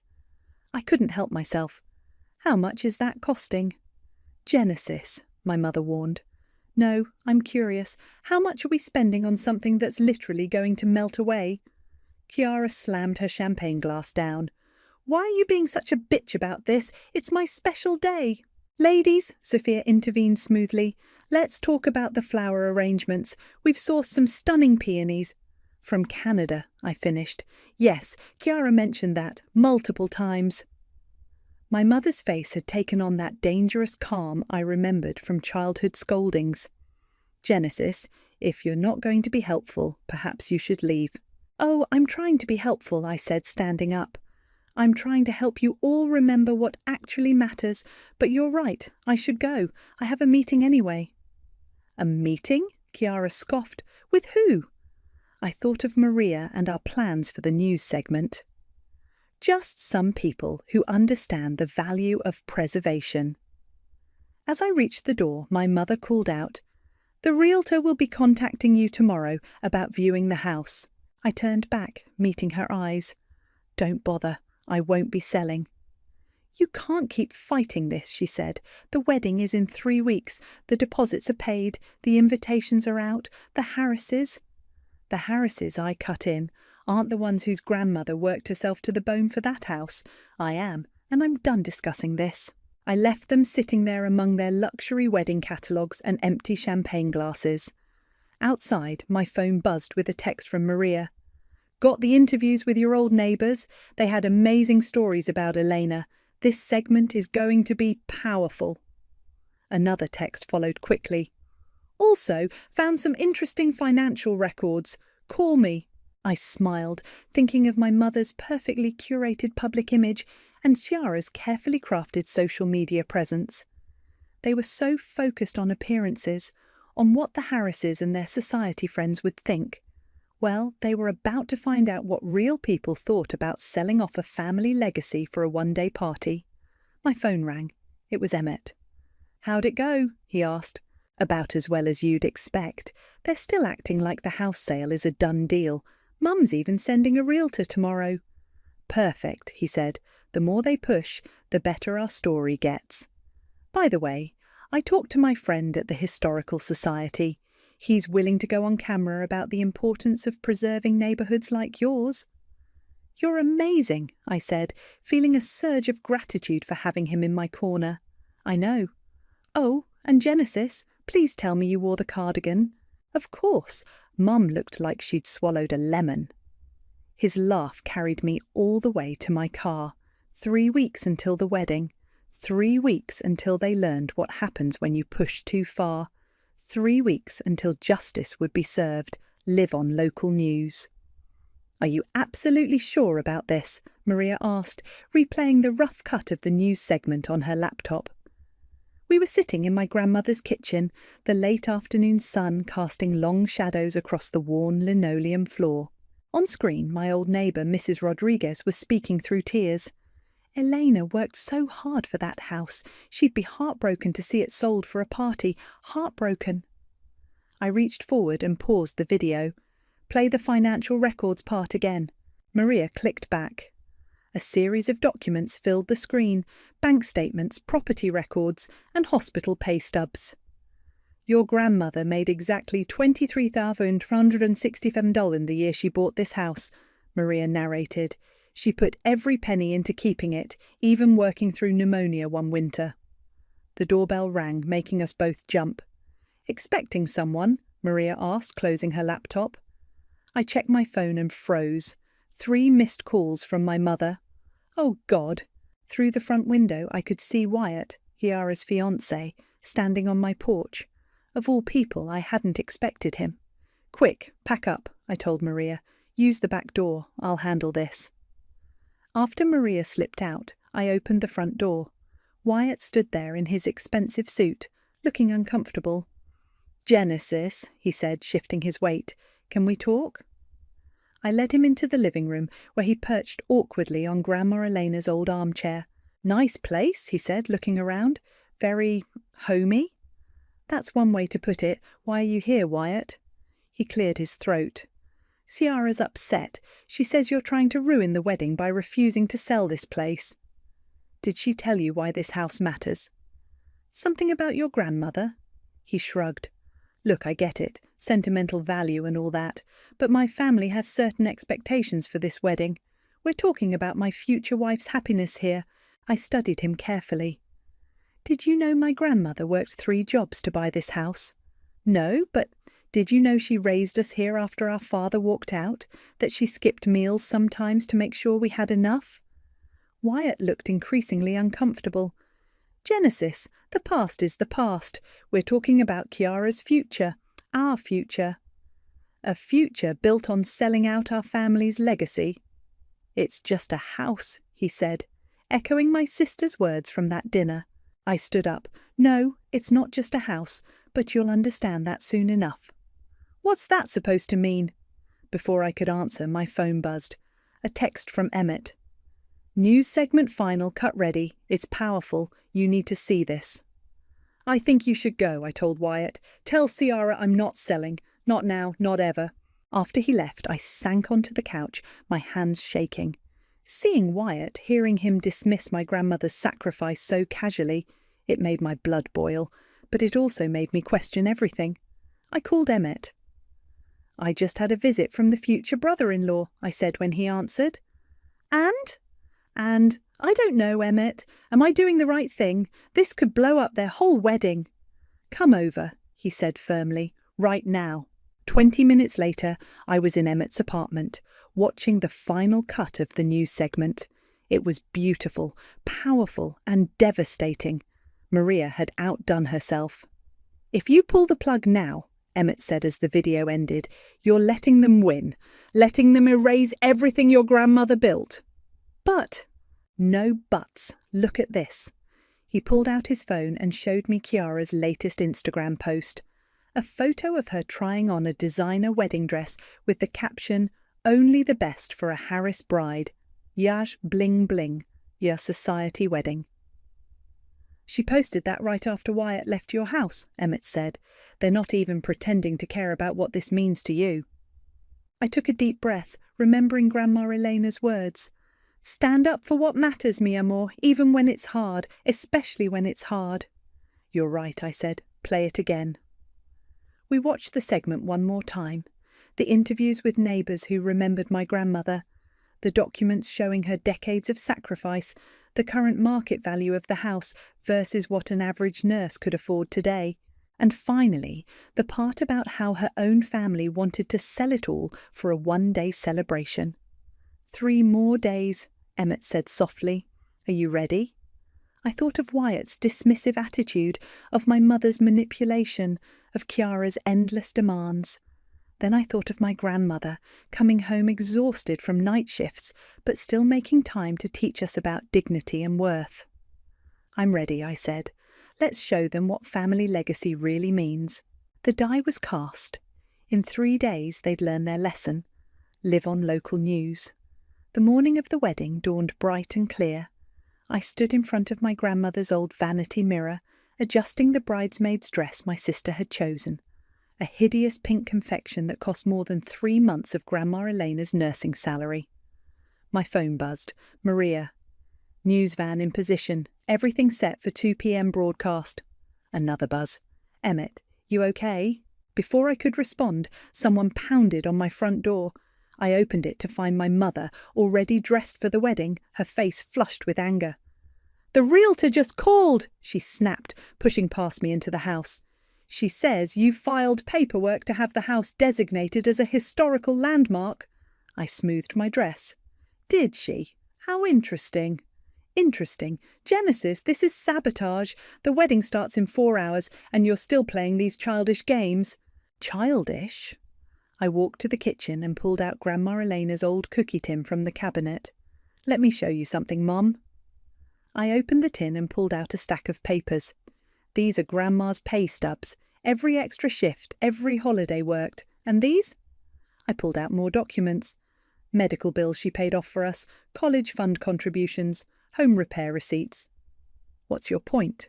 "My point is that this house isn't just an asset to be liquidated for Chiara's perfect day. It's years of sacrifice. It's family." My mother's face softened slightly. "Sweetheart, I know you loved your grandmother, but she would have wanted—" "Don't." My voice shook. "Don't you dare tell me what she would have wanted. You barely visited her when she was sick." "I was busy." "We were all busy. I still came. Every day. I sat with her while she told me stories about building a life here, about making something from nothing." The doorbell rang again. This time it was Chiara, already in her wedding dress, mascara running down her face. "The florist just called," she wailed. "They can't get the Canadian peonies through customs. Everything is ruined."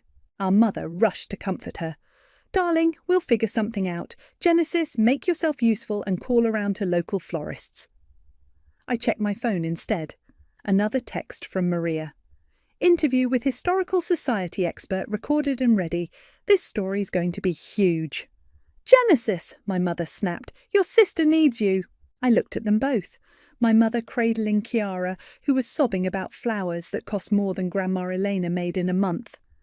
Neither of them sparing a glance for the house around them, the home that held our history in every crack and corner. "I have to go check on something," I said, grabbing my purse. "I'll meet you at the church." "If you ruin this wedding," Chiara called after me, "I'll never forgive you." I paused at the door. "You know what's funny? Grandma Elena used to say that forgiveness was free, but trust had to be earned.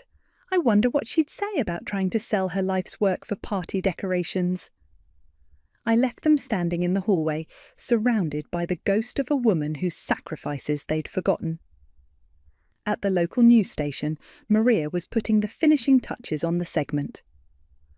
"Last chance to back out," she said, watching me pace. "No turning back now." I checked my watch. "The reception starts at 1:30. You'll go live at 2 hours?" "Right when the speeches begin." She hesitated. "Genesis, this is going to change everything. Your family—" "Needs to remember where they came from," I finished. "Need to remember what really matters." My phone buzzed again. Emmett. "In position at the reception hall. You sure about this?" I typed back, "Absolutely." One last text came through, this time from my mother. "Where are you? The ceremony starts in an hour. Don't you dare embarrass us in front of the Harrises." I looked at the final cut of the news segment playing on Maria's screen. At the images of my grandmother, young and determined, standing in front of her newly purchased home. At the interviews with neighbours who remembered her kindness. At the documentation of her struggles and sacrifices. "Ready to head to the church?" Maria asked. I touched Grandma Elena's cardigan, which I'd tucked into my purse. I put it on right before the broadcast, a silent tribute to the woman who taught me about standing up for what matters. "Ready," I said. "Let's go show them what real family values look like." The next 2 hours would change everything, and for once I couldn't wait for my family to watch the news. The wedding reception was in full swing when I slipped Grandma Elena's cardigan over my bridesmaid dress. Across the grand ballroom, my mother was chatting with Mrs. Harris, both of them laughing that artificial society laugh. Chiara and Wyatt were making their rounds, accepting congratulations and showing off her obscenely expensive ring. 2 minutes, Emmett whispered, appearing at my elbow. "Maria's team is ready." I nodded, watching the giant screens that had been set up to display wedding photos. In moments, they would show something very different.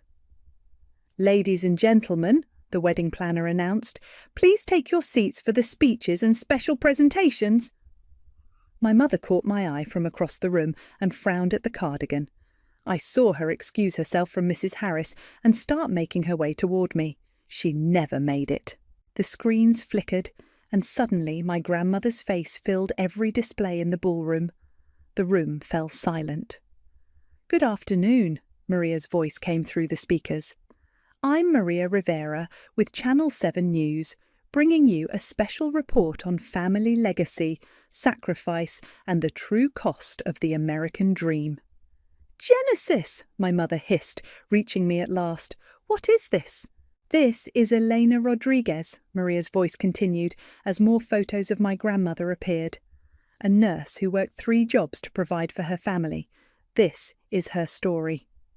The ballroom erupted in whispers as the segment continued. Old neighbours appeared on screen, sharing stories about my grandmother.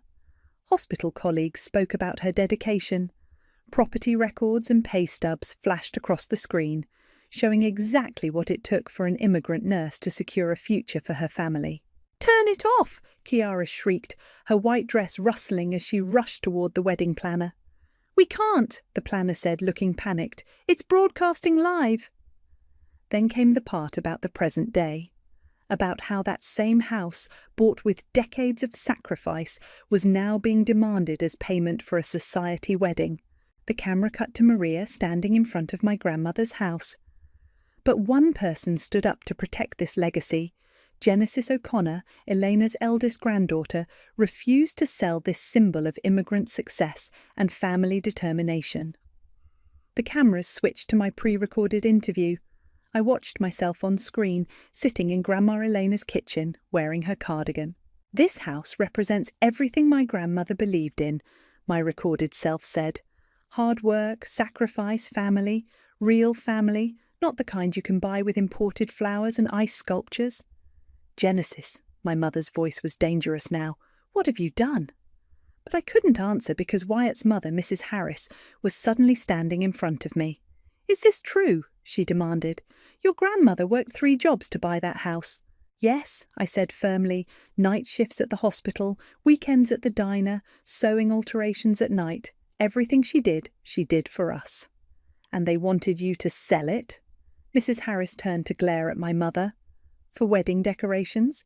On the screens, the segment was showing footage of Grandma Elena's last days, when she was still teaching me to make empanadas in her kitchen. Her voice, weak but determined, filled the ballroom.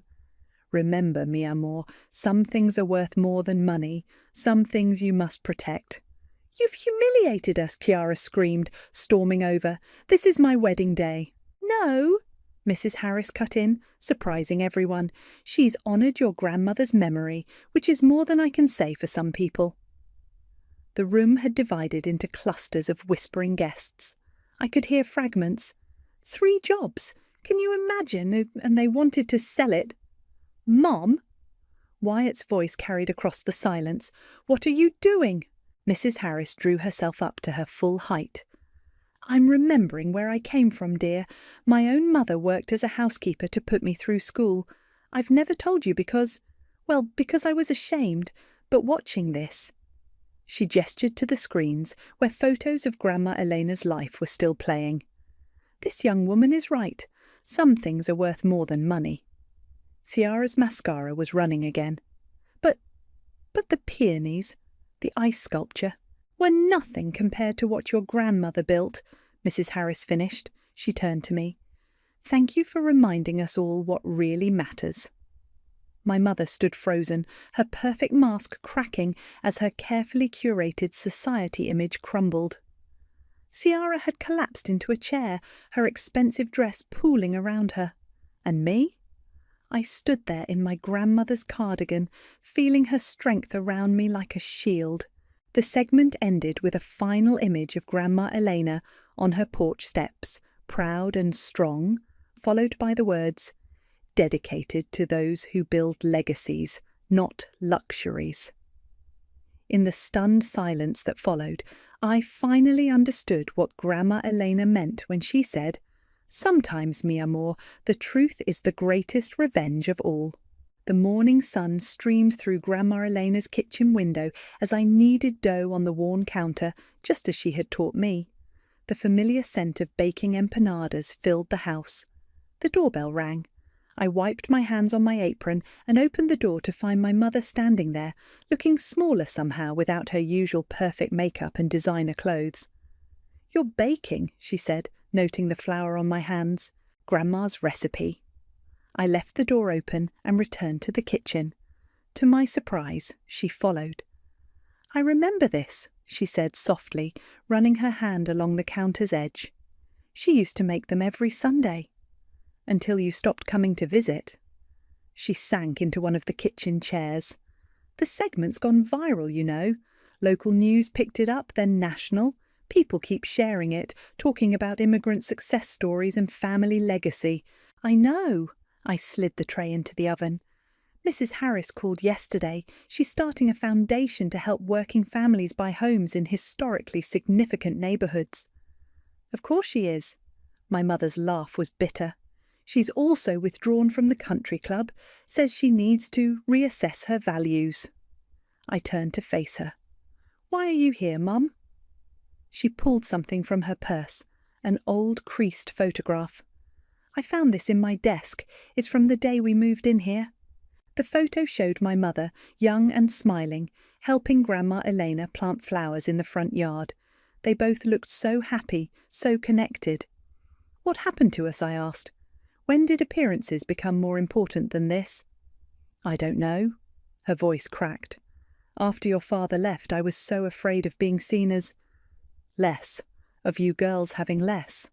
I thought if we could just look successful enough, be accepted by the right people. We already had everything we needed. We had Grandma Elena. We had this house." "Ciara's moving back home," she said abruptly. "To her old room here, if you'll allow it. The wedding's been postponed. Wyatt? Well, his mother's influence runs deep in their social circle." "And you?" "I've been thinking about what your grandmother would say to me right now." She touched the worn kitchen table. "About how I lost my way." The timer dinged. I pulled the empanadas from the oven, their golden brown crust perfect, just like Grandma Elena used to make. "She would say," I replied, placing the hot tray on the counter, "La familia es como las raíces de un árbol." Family is like the roots of a tree. "Without strong roots, nothing else matters," my mother finished, surprising me.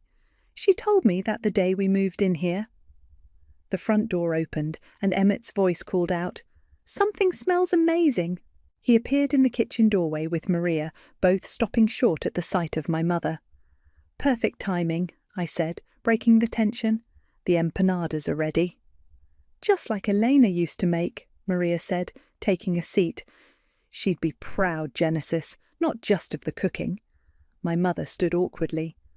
"I should go." "Stay," I said, surprising myself. "Help me teach them Grandma's recipe. It's time these walls heard some new family stories." She hesitated, then slowly removed her designer jacket and reached for an apron. "The secret," she said, her voice trembling slightly, "is in how you fold the dough. Mama Elena always said you have to do it with love."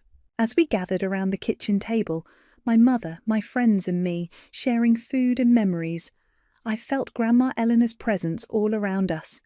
In the worn counter where she taught me to cook. In the window where she watched for us coming home. In the love she built into every corner of this house. My phone buzzed with a text from Ciara. "Can I come home tomorrow?" I showed the message to my mother, who had flour on her cheek and tears in her eyes. "Tell her yes," I said, "but first she needs to learn Grandma's recipe." "We all do," my mother said softly. "We all need to remember." Outside, the porch steps creaked in the familiar way they always had, but now they seemed to speak not of the past, but of the future, of new memories to be made, of a legacy preserved, of a family finding its way back to what matters. Grandma Elena once told me that sometimes the greatest victory isn't in winning the fight, but in bringing people back to their roots. Looking around her kitchen now, at these people learning to become family again, I finally understood what she meant. Some things really are worth more than money. Some things really are worth fighting for. And sometimes the best revenge is showing people the truth they've forgotten and giving them a chance to remember. The email from my mother sat unopened in my inbox for 3 hours before I finally clicked it. I knew whatever was inside would ruin my day. Her messages always did lately, but nothing could have prepared me for this bombshell. I'm Tessa, and until 6 months ago, I thought I had my life pretty well figured out. My sustainable fashion brand was finally taking off. I had just opened my second boutique, and for once, I wasn't being compared to my perfect younger sister, Vanessa. Then our dad passed away, and everything changed. Just before we continue, what do you predict will happen next? Your insights are always fascinating. Share them in the comments below. Let's pick up where we left off. I've decided to modify the inheritance distribution. Mom's email read, "John has shown remarkable business acumen, and I believe he'll make the best use of the majority share. I hope you understand." John, my sister's husband.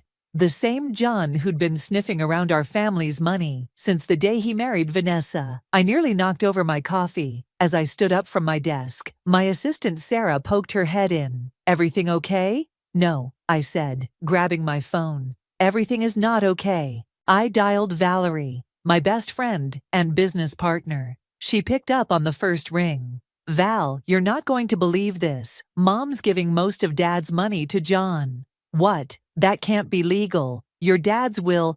Mom had power of attorney. Dad trusted her to distribute everything fairly. I laughed bitterly. Guess that was his first mistake. "Hold on," Valerie said. "Isn't this the same John who's been trying to get into the fashion industry?" My blood ran cold. "What do you mean?" "Check your Instagram. Someone just tagged us in a post about new eco-friendly designs." I pulled up the app, and there it was. My latest collection, the one I'd been working on for months, being advertised under John's new brand name. The photos were clearly of my prototypes, down to the distinctive recycled fabric patterns I'd developed. "That lying snake," I whispered. "He must have photographed them when he visited the workshop last month with Vanessa." "We need to shut this down," Valerie said. "I'm calling our lawyer." "No," I said, an idea forming. "Not yet. This is exactly what I needed." "What are you thinking?" "John's not as smart as he thinks he is. He just proved he's willing to steal from family. Now I just need to show Mom who she's really giving Dad's money to." My phone buzzed. Another email, this time from John himself.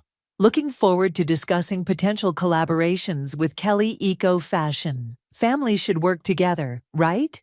"The nerve," I muttered. "Val, I need to go. Time to pay my dear brother-in-law a visit." I drove across town to John and Vanessa's house, my hands tight on the steering wheel. Their perfect suburban home, with its manicured lawn, made my skin crawl. Everything about John was for show. Vanessa opened the door, surprise crossing her face. "Tessa, what are you doing here?" "Is John home?" I asked, stepping past her into the foyer. "He's in his office, but..." I heard his voice before I saw him, that smooth practiced tone that had fooled everyone but me. He was on the phone, feet up on his desk like he owned the world.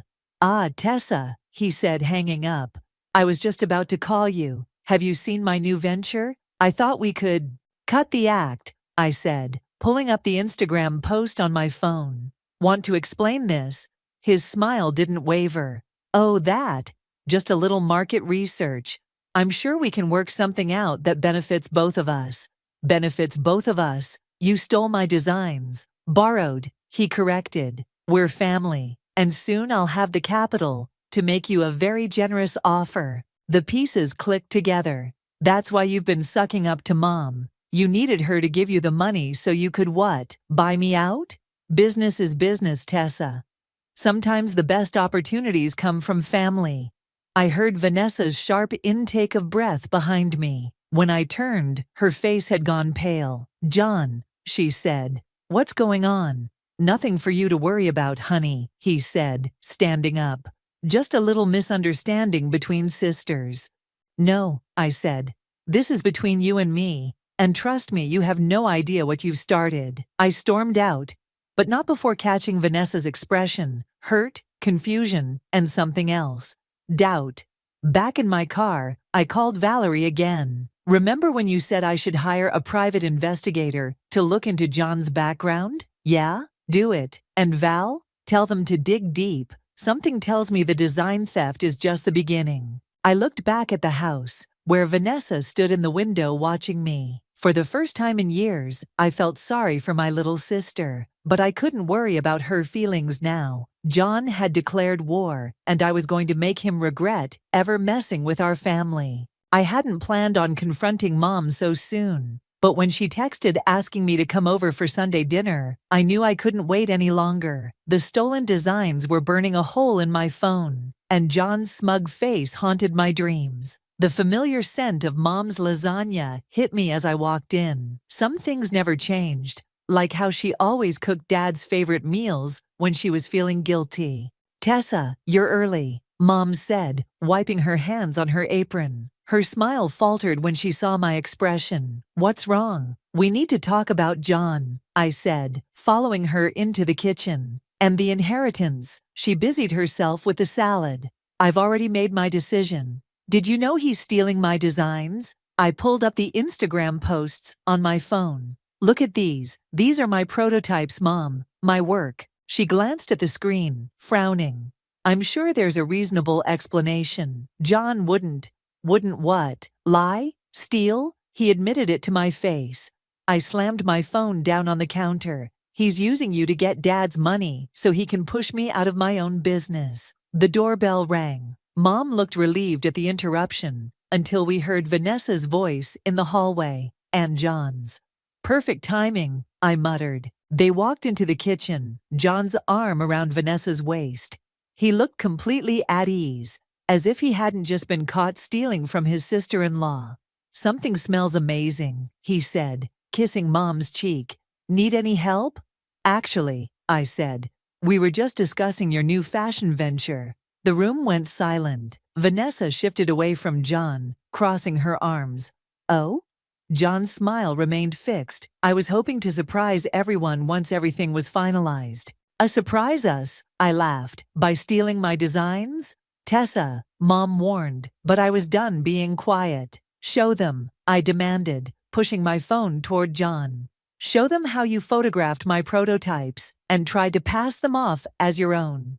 "Is this true?" Vanessa asked, her voice small. John spread his hands. "I was inspired by Tessa's work, yes, but I've made significant improvements." "Improvements?" I cut in. "They're exact copies." "Enough." Mom slapped her hand on the counter. "This is exactly why I made my decision.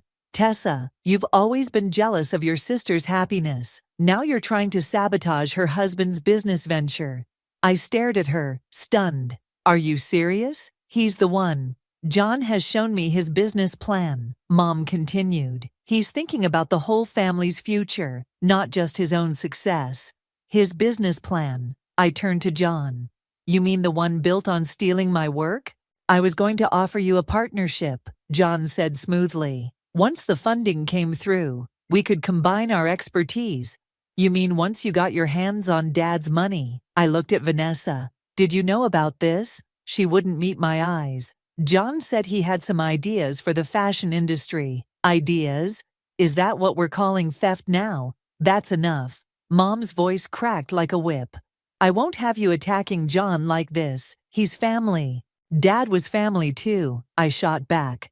"What would he think about you giving his money to someone who steals from his own daughter?" Mom's face went white. For a moment, I saw something flicker in her eyes. Doubt, maybe even guilt. But then John stepped forward, placing a comforting hand on her shoulder. "Marlene, I know this is difficult. Family businesses can be complicated. Maybe we should all take some time to cool down." "Don't touch her," I snapped. "Don't pretend you care about this family when you're trying to destroy everything I've built." "Tessa," Vanessa spoke up, her voice shaking. "Maybe if we all just talked about this calmly."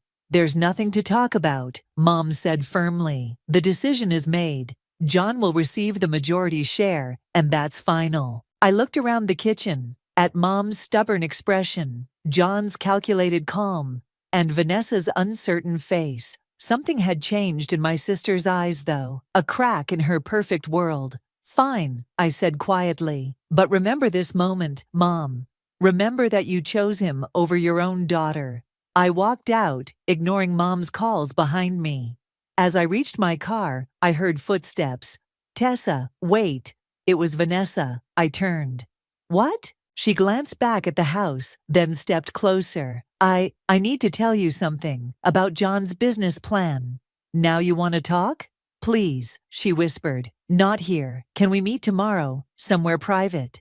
I studied her face, the worry lines around her eyes, the way she kept looking over her shoulder. Whatever she knew, it was big enough to scare her. "Coffee shop on 5th, I said. 8 a.m. She nodded quickly and hurried back inside. I watched her go, wondering what other secrets John was hiding. Whatever Vanessa knew, it might be exactly what I needed to expose him for who he really was. And this time, Mom wouldn't be able to ignore the truth. The coffee shop was nearly empty when I arrived at 7:55 a.m. I chose a corner table, my back to the wall, watching the door. Part of me didn't expect Vanessa to show up at all, but at exactly 8, she walked in. Her designer handbag and perfect makeup couldn't hide the dark circles under her eyes. "You look terrible," I said as she sat down. "I haven't slept." She glanced around nervously. "John thinks I'm at yoga." The barista brought our drinks, my usual Americano, and Vanessa's fancy latte. Some habits never changed. "So," I said, "what's this about John's business plan?" Vanessa's hands shook as she pulled out her phone. "Last night, after you left, I went through his computer while he was in the shower. I found these emails." She slid the phone across the table. The first email was from an offshore bank in the Cayman Islands. "Keep scrolling," she whispered. Each email revealed more: wire transfer instructions, shell company registrations, and communications with someone about moving large sums of money overseas. "He's planning to take the inheritance and run," I said. Vanessa nodded, tears forming. "There's more. Remember last year when his investment firm suddenly closed? The one he said merged with a bigger company. It didn't merge. It failed. He lost everything. His clients' money, our savings." She wiped her eyes. "He's been lying about everything." "Does Mom know?" "No." He showed her fake documents, projected earnings from his new ventures, including the fashion line he stole from you. My phone buzzed. Valerie calling. "1 second, I told Vanessa. "Val?" "The PI got back to me," Valerie said. "You need to see this. Can you come to the office?" I looked at Vanessa. "Actually, I'm with my sister. Can we both come?" 20 minutes later, we sat in Valerie's office while she pulled up files on her computer. "Your husband's been busy," she told Vanessa. 3 failed businesses in the last 5 years, all following the same pattern. He takes investors' money, moves it offshore, then declares bankruptcy. Vanessa's face crumpled. "Oh God." "The fashion line theft was just his latest scheme," Valerie continued. "He needed Mom's money to make it look legitimate." "We have to stop him," I said. "Vanessa, you need to tell Mom." "I can't," she cut in. "You don't understand. He has things on me too." "What things?"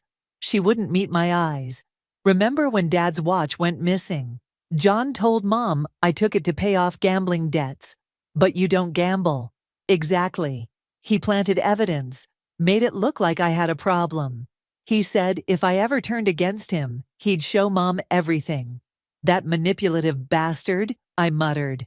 "No wonder you've been defending him." "I was scared," she whispered. "I still am. But when I saw what he did to you," Valerie cleared her throat. "There's something else you both need to see." She pulled up an email chain. The timestamp showed 3 a.m. Just hours after our confrontation at Mom's. "He's accelerating his plans," Valerie said. "These are instructions to his contact about moving the inheritance money as soon as it clears." "When is Mom transferring the money?" I asked Vanessa. "Tomorrow morning. She already signed the papers. Then we have less than 24 hours to stop him." I turned to Valerie. "Can you get all this evidence to our lawyer?" She nodded. "Already on it." "Good." I faced my sister. Vanessa, I know you're scared, but I need your help. We can prove John framed you. But first, we have to stop him from taking everything. She took a shaky breath. What do you need me to do? Can you get into his email account again? We need proof he's planning to transfer the money. I think so. He leaves his laptop open when he's home. Perfect. I squeezed her hand. We're going to fix this. Together. She squeezed back, managing a small smile. I'm sorry, Tessa, for everything. I should have seen who he really was. Hey, he fooled all of us. Well, except me. Because you always see through people's bullshit, she said, laughing weakly. My phone buzzed. A text from Mom. Family dinner tonight. Non-negotiable. Speaking of bullshit, I showed them the message. Looks like we have a dinner to attend. He'll be suspicious if we don't go, Vanessa said. Good. I stood up. Let him be suspicious. You go home, act normal, and get into his email. I'll handle Mom. Be careful, Valerie warned. Men like John get dangerous when cornered. I watched Vanessa gather her things, noting how she straightened her shoulders, lifted her chin. For the first time in years, I saw my little sister instead of John's perfect wife. Val's right, I said. Are you sure you want to do this? Vanessa paused at the door. He stole my life, Tessa. It's time I took it back. As she left, I felt something I hadn't experienced since before Dad died. Hope. Maybe this wasn't just about saving our inheritance anymore. Maybe it was about saving our family too. The rest of the day was a blur of business meetings and secret text messages with Vanessa. I barely focused during our quarterly review, my mind racing with plans and backup plans. Ms. Kelly, my assistant's voice snapped me back to reality. The sustainable fabric supplier is online too. Tell them I'll call back tomorrow. I checked my phone. Another text from Vanessa. Found something big. Hidden folder on laptop. Can't talk now. Jay home early. My heart raced. Before I could reply, Valerie burst into my office. The lawyer called, she said, closing the door. We might have a problem. The inheritance transfer isn't just scheduled for tomorrow. It's happening tonight. What? That's not possible. John convinced your mom to expedite it. Said something about a time-sensitive business opportunity. My phone buzzed again. Mom. Dinner at 6 instead of 7. Important family matters to discuss. Of course, I muttered. He's moving everything up. We need to get to those documents before dinner. How? I dialed Vanessa. She answered in a whisper. I can't talk. Is John there? Yes, but he's leaving for the gym soon. Perfect. I'm coming over. Text me when he's gone. 45 minutes later, I pulled into their driveway. Vanessa met me at the door, looking over my shoulder nervously. He'll be back in an hour, she said, leading me to John's home office. The folder's password protected, but I saw him type it in once. She sat at his laptop, fingers flying over the keyboard. Got it. The screen filled with documents, bank statements, transfer authorizations, and emails about offshore accounts. But something else caught my eye. Wait, I said, go back to that photo. It was an old picture, maybe 5 years old, showing John with a group of people at what looked like a business dinner.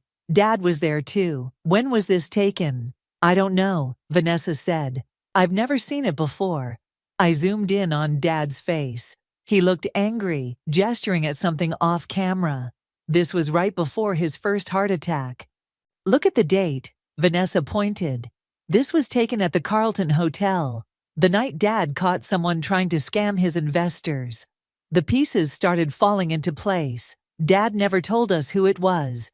He said he handled it. Because it was John, Vanessa finished. He knew John was corrupt before any of us. A car door slammed outside. We froze. He's back early, Vanessa whispered. I quickly forwarded the documents to my email, while Vanessa closed everything down. We barely made it to the kitchen when John walked in. Tessa, his surprise seemed genuine. What are you doing here? Just dropped by to talk to Vanessa about tonight's dinner, I said smoothly. Mom moved it up to 6, did she? Something flickered in his eyes. How considerate of her. Well, I should go get ready, I said, heading for the door. See you both there. In my car, I called Valerie. Check Dad's old files from 5 years ago. Anything about the Carlton Hotel or investment fraud. On it? What are you thinking? I'm thinking Dad knew exactly who John was, and I bet he left evidence somewhere. Be careful, she warned. If John figures out what you know, he won't. But just in case, I took a deep breath. If anything happens to me or Vanessa, take everything we found straight to the police. The drive to Mom's house felt like walking into a trap. John's car was already there when I arrived. Through the window, I could see him talking to Mom in the kitchen, his hand on her shoulder like a concerned son. My phone buzzed one last time. Vanessa, don't let him know about the photos. I have a plan. I squared my shoulders and walked inside. Mom was setting the table, John helping, like the perfect son-in-law. Vanessa sat quietly, hands folded in her lap. Tessa, Mom said stiffly, I'm glad you came. We have something important to discuss. The inheritance transfer, I said, or John's history of investment fraud. The serving spoon clattered from Mom's hand. John's smile didn't waver, but his eyes turned cold. I don't know what you think you found, he said, but I can explain everything. Like you explained Dad's watch. Vanessa's voice was steady. Or the gambling debts you made up. Honey, he started, but she cut him off. No more lies, John. Mom looked between us, confusion turning to concern. What's going on? Why don't you tell her? I said to John. Tell her about the Carlton Hotel, about how Dad caught you 5 years ago. His facade cracked just for a moment. But it was enough. Mom saw it too. What is she talking about? She asked him. John reached for his phone, but Vanessa spoke first. Looking for your transfer instructions. I already changed all the passwords. The mask fell completely. John's face twisted with rage as he realized he was trapped. You have no idea what you've done, he snarled. No, I said, pulling out my phone to show Mom the evidence. But you're about to find out. Mom's hand shook as she scrolled through the documents on my phone. Each swipe revealed another layer of John's deception. The fake business reports, the offshore accounts, the stolen designs. I don't understand, she whispered. All those projections you showed me. Lies, Vanessa said. Everything was lies. John paced the dining room like a caged animal. You're making a mistake, all of you. The only mistake was trusting you, I said, keeping myself between him and Mom. Dad saw through you years ago, didn't he? That's what happened at the Carlton. Your father, John spat, was a short-sighted old man who couldn't recognize a good opportunity. Mom's head snapped up. Don't you dare speak about him that way. Why not? He's the reason I had to start over. He blacklisted me from every investment firm in the city. John laughed bitterly, but I found a way back in, through her. He pointed at Vanessa. You married me for revenge? Vanessa's voice cracked. I married you because it was convenient. Your family's money, your father's connections. It was all supposed to be mine. My phone buzzed. Valerie. Found the Carlton files. Police report included. Sending now. Check your email, Mom, I said quietly. She opened the new message, and there it was. Dad's statement to the police about an investment scam he'd uncovered. The scammer's name had been redacted, but the details matched everything we'd found. Robert knew, Mom said, using Dad's first name. He knew, and he tried to protect us. By threatening me, John cut in. He said he'd bury me if I ever came near his family. But he didn't count on his precious daughter falling in love with me, did he? Love? Vanessa stood up. You call this love? Oh, please. You were so desperate to be the perfect daughter, the perfect wife. It was pathetic, really. Almost as pathetic as your sister's jealousy. I started toward him, but Vanessa grabbed my arm. He's not worth it. John's phone chimed. His face changed as he read the message. Well, this has been enlightening, but I'm afraid I have a flight to catch. You're not going anywhere, I said. Try to stop me. He pulled out his car keys. The money's already gone, transferred an hour ago to accounts you'll never find. Mom went pale. What? Check your bank statement, Marlene. While you were all so busy playing detective, I was making sure my investment was secure. I grabbed my phone, calling Valerie. Tell me you froze those accounts. Better, she said. The lawyer got an emergency injunction. Any transfers made in the last 12 hours are automatically reversed. Relief flooded through me. It's over, John. The money's coming back. You're bluffing. Check your phone. The notification should be coming through right about now. His face contorted as he read the message. For a moment, I thought he might actually attack me. But then we heard sirens in the distance. That'll be the police, Vanessa said. I called them before dinner. They're very interested in those fraud charges from 5 years ago. John lunged for the back door, but I was faster. I knocked over the hall table, sending him stumbling. Vanessa grabbed the keys from his hand as he fell. That's for lying about the gambling debts, she said. The police burst in moments later. As they read John his rights, Mom sank into a chair, looking shell-shocked. I'm so sorry, she kept saying. I should have listened to you both. Vanessa knelt beside her. You couldn't have known. But Tessa knew. She tried to tell me. Hey, I said, sitting down with them. We all got played. Well, except Dad. Mom pulled out her phone, looking at Dad's old police statement again. He was protecting us until the end, making sure there was evidence if John ever came back. Speaking of evidence, Vanessa said, what should we do with everything we found? I watched through the window as the police car carrying John disappeared around the corner. I think it's time we had a long talk with their fraud department. And then? Mom asked. Then we figure out how to move forward, together. My phone buzzed one last time. A message from Valerie. Bank confirms all transfers reversed. You did it. I showed the message to Mom and Vanessa. For the first time in months, maybe years, we shared a genuine smile. I need a drink, Mom announced, standing up. And then you two are going to tell me everything. No more secrets in this family. As she went to get wine glasses, Vanessa touched my arm. Thank you, she whispered, for not giving up on me. That's what sisters are for, I said. Even when one of them marries a criminal mastermind. She laughed, then grew serious. Do you think Dad would be proud of us? I looked around the room. At the family photos on the walls, at Mom returning with glasses, at the empty space where John's presence had cast such a long shadow. Yeah, I said, I think he would.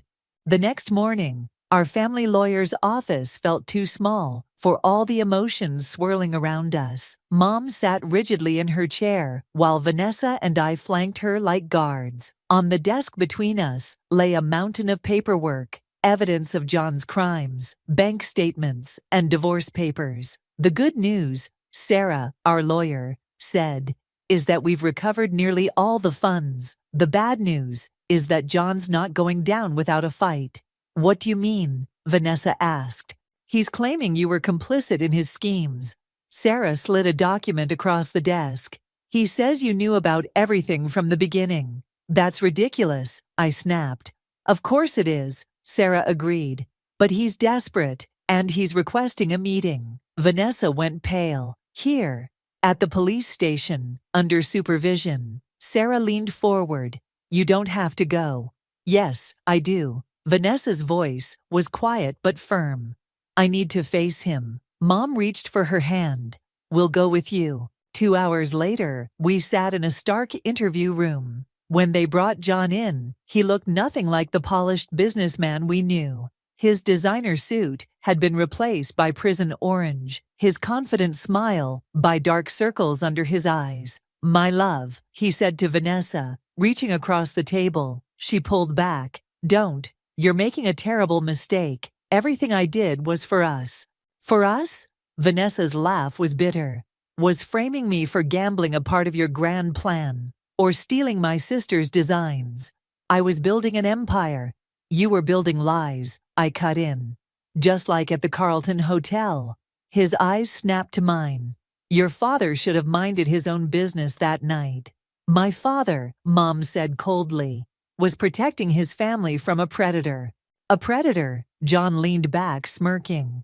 Funny, that's not what you called me when I was helping manage your finances, Marlene. When I was the perfect son-in-law. You manipulated me. I showed you what you wanted to see. The successful businessman, the loving husband. He turned to Vanessa.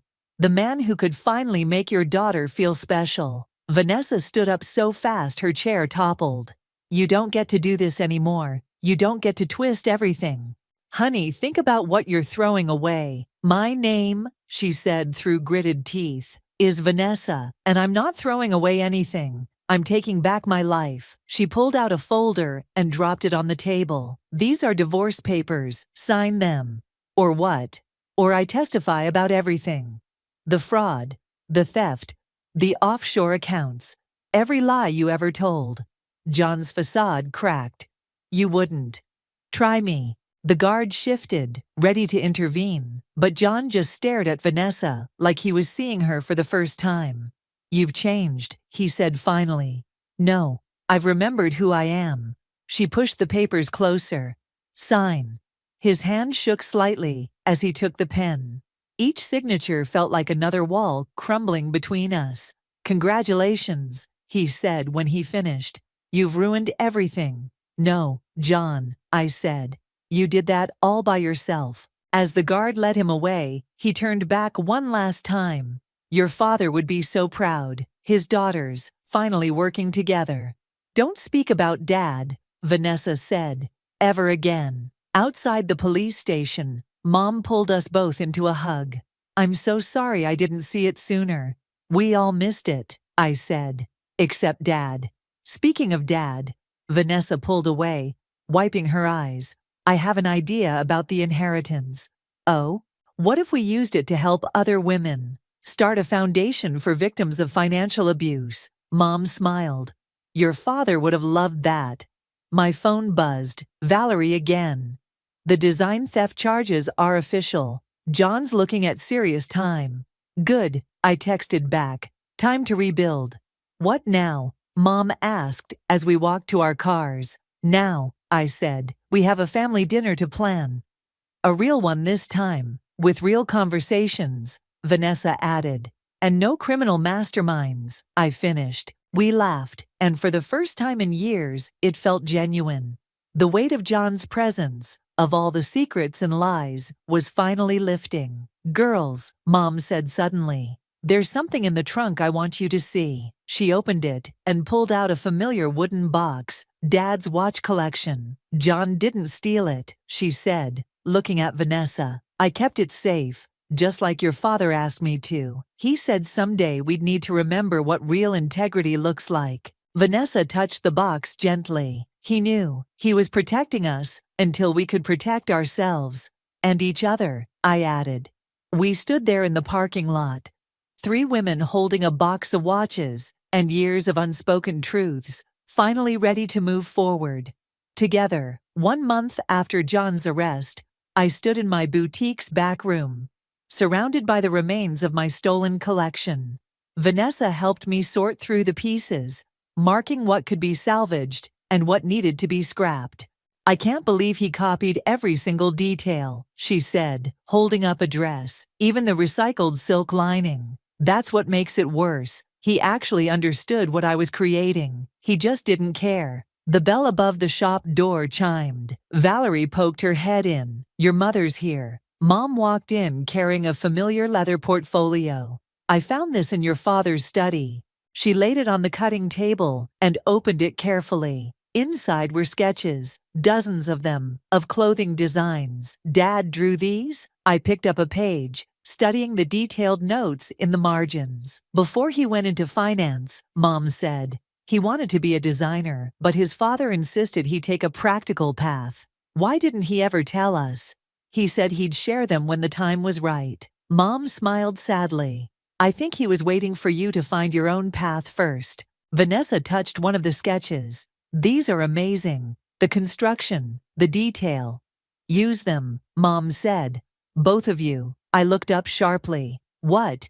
Launch a new collection. Together. She gestured between us. Combine your talents. Your father's designs with your sustainable vision. Vanessa and I exchanged glances. I don't know anything about fashion, she said. But you know about marketing, about reaching people. I picked up another sketch, and these designs, they tell a story, our story. The Kelly Legacy Collection, Valerie mused from the doorway. I like it. Before we could respond, my phone rang. It was Sarah, our lawyer. John's pleading guilty, she said without preamble. He's accepting a deal. The room went quiet as I put the phone on speaker. What kind of deal? Vanessa asked. 5 years, plus restitution. He's naming names, other people involved in his schemes. Why now? Mom demanded. Because we found more evidence. The Carlton Hotel wasn't his first scam. There were others, going back 10 years. I watched Vanessa absorb this news, waiting for signs of distress. Instead, she looked relieved. Good, she said firmly. Let him talk. After the call ended, we stood in silence, surrounded by Dad's sketches and the pieces of my collection. We should do it, Vanessa said suddenly. The Legacy Collection, but not just as fashion. What do you mean? Each piece could support the foundation, help other women escape financial abuse, and tell Dad's story, Mom added, his real dream. I picked up one of his sketches, an elegant jacket with subtle, powerful details. We could launch during Fashion Week, make a statement. About more than clothes, Vanessa said. About family, truth, recovery. Valerie cleared her throat. The press would love it, especially after John's guilty plea. No, I said. This isn't about him anymore. It's about us, about Dad. Mom opened another folder. Then you'll need these too. Inside were more papers, Dad's original business plans, supplier contacts, even fabric swatches from decades ago. He kept everything, she explained. Said someday his girls would need to know where they came from. Vanessa wiped her eyes. He never gave up on us. Neither did I, Mom said, even when I was wrong about everything. I hugged her, then pulled Vanessa in too. We stood there, 3 generations of Kelly women, surrounded by the past and planning the future. Okay, Valerie said, pulling out her tablet. If we're doing this, we need a timeline. Fashion Week is in 4 months. First, I said, we need to clear something up. I turned to Mom. The foundation. Are you sure about using the inheritance? Your father wanted his money to make a difference. She touched one of his sketches. This way, it will. And the business? Vanessa asked. Running it together. We'll figure it out, I said. One design at a time. The shop bell rang again. This time it was a customer, holding one of the dresses John had copied. I heard what happened, she said. About the theft, I wanted to return this. Keep it, I said, an idea forming. But come back in 4 months. We're launching something new, something real. After she left, Vanessa picked up Dad's portfolio. He would have loved this, all of us, working together. He knew we would, Mom said. Eventually. I looked around the room, at Dad's sketches, at my sister's determined face, at Mom's proud smile. The past few months had nearly torn us apart, but somehow they'd brought us closer than ever. Well, I said, picking up a sketch, let's make him proud. Valerie started typing. Kelly Legacy Collection, launching Fashion Week. Time to show the world what real family business looks like.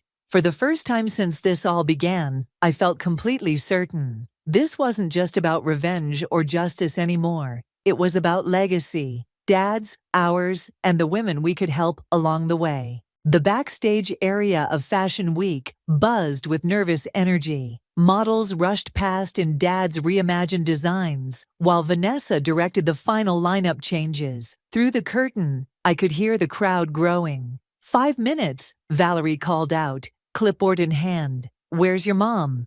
Right here, Mom appeared, wearing one of Dad's original designs, a stunning black blazer we'd found preserved in tissue paper. The foundation representatives are seated in front, and the press is very interested in our story. Not just our story, I said, adjusting a model's collar. Everyone's story. Each piece in the collection carried a tag with a QR code linking to the foundation's website, where women could find resources for financial independence and support. We'd already received hundreds of messages from people sharing their own experiences. "Tessa," Vanessa grabbed my arm. "Someone from the Carlton Hotel is here." My stomach tightened. "Who?" "The manager from that night. The one who helped Dad catch John." I peeked through the curtain. Sure enough, an older man sat in the front row, wearing a familiar hotel pin on his lapel. "Did you invite him?" I asked Mom. She smiled. "Your father would have wanted him here. He helped save our family that night, even if we didn't know it then." The lights dimmed. Showtime. I stepped onto the runway, heart pounding. "Good evening."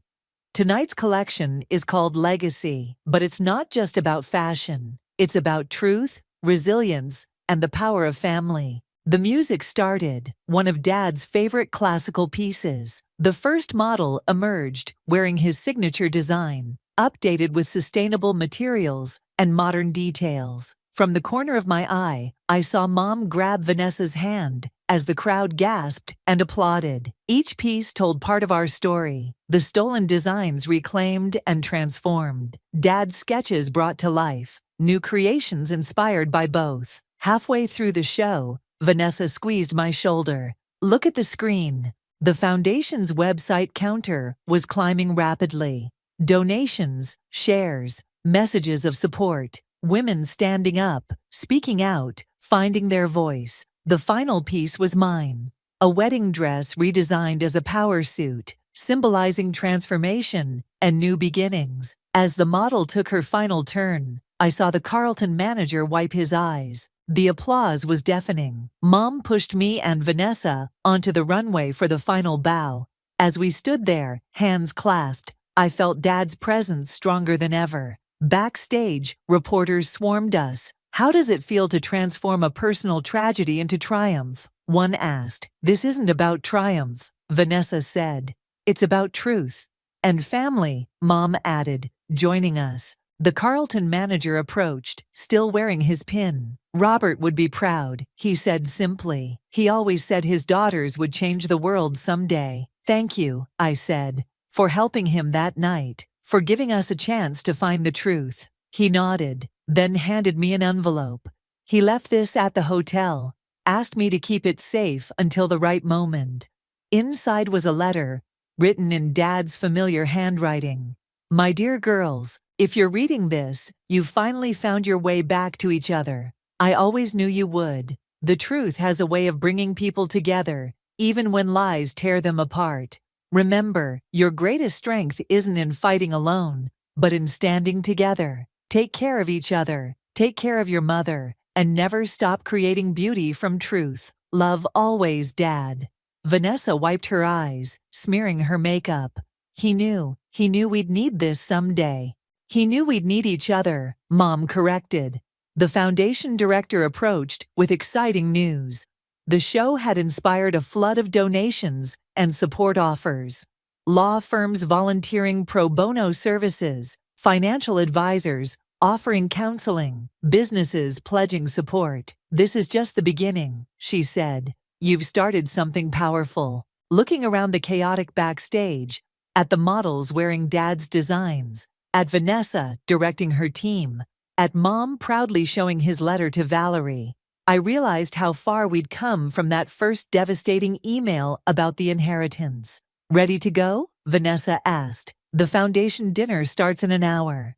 "Actually," I said, "I thought we could stop somewhere first." 20 minutes later, we stood in front of Dad's old office building. The night security guard recognized Mom and let us in. In Dad's former office, now occupied by someone else, we placed his watch box on the desk, right where he used to keep it. "To legacy," Mom said softly. "To truth," Vanessa added.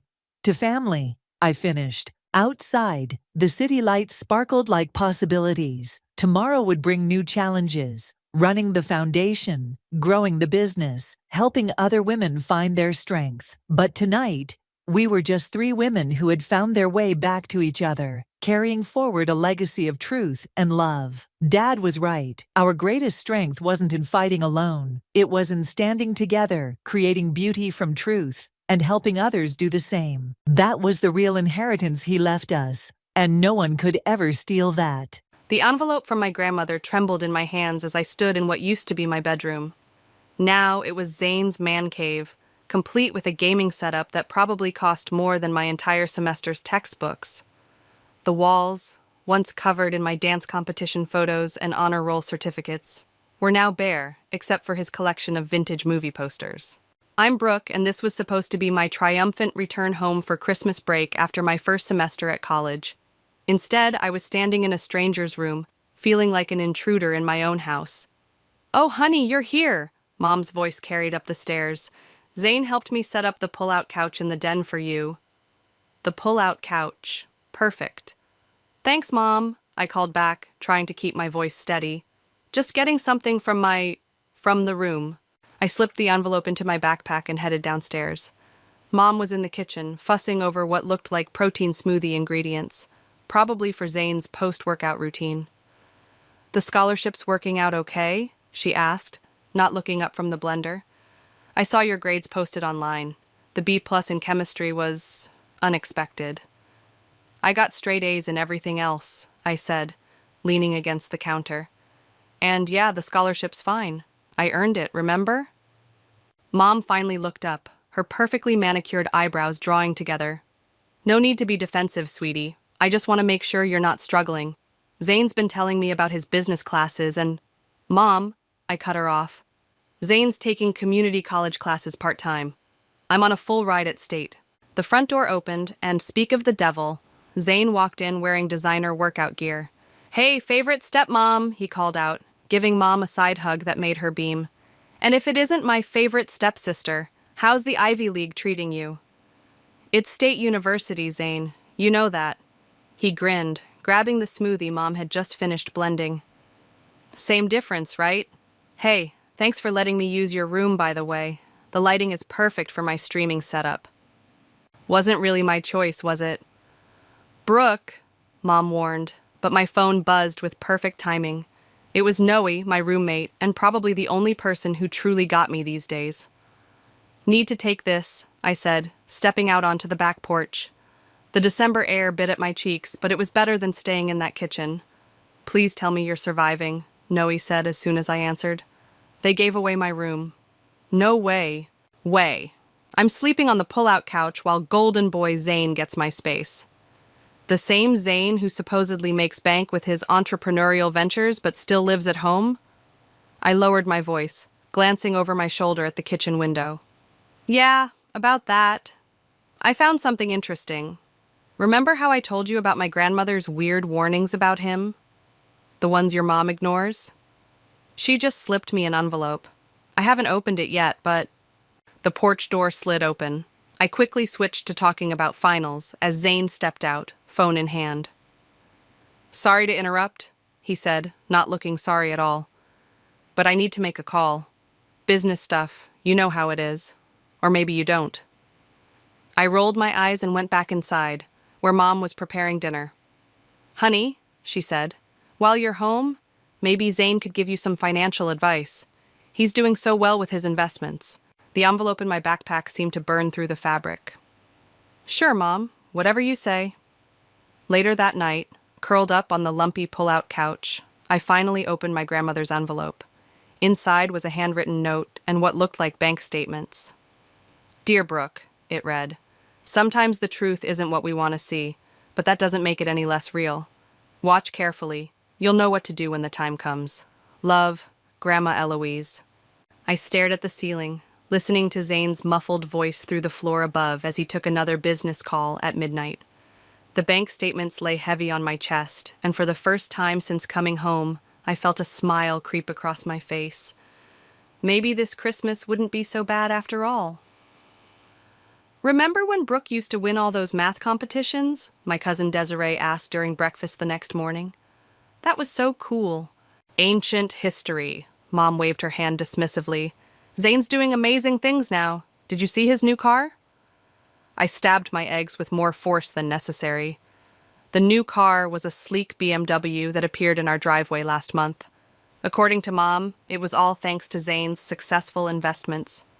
Speaking of cars, Zane chimed in, I'm thinking of upgrading again. There's this sweet Mercedes. How exactly do you afford all this? I interrupted, thinking about the bank statements hidden in my backpack. Must be some impressive business ventures. The room went quiet. Zane's smile flickered for just a second before returning full force. Hard work pays off, sis. Maybe I'll teach you sometime. I'd love to learn, I said sweetly. Maybe we could start with how you managed to buy a BMW while taking 2 classes at community college. Brooke! Mom's voice carried that familiar warning tone. Don't be rude to your brother. Stepbrother, I corrected, standing up. I need some air. I found myself walking the 3 blocks to Grandma Eloise's house, the way I used to when things got too heavy at home. She was in her garden, despite the December chill, pruning her winter roses. I was wondering when you'd show up, she said without turning around. Tea's already brewing inside. Her kitchen was warm and smelled like cinnamon. As she poured the tea, her eyes met mine. You saw the statements. Why didn't you show these to Mom? I asked. They prove he's been... Your mother sees what she wants to see, Grandma cut in. Just like she did with those dance recitals she missed, or the graduation speech she left early. The old hurt bubbled up, because Zane had a baseball game that day.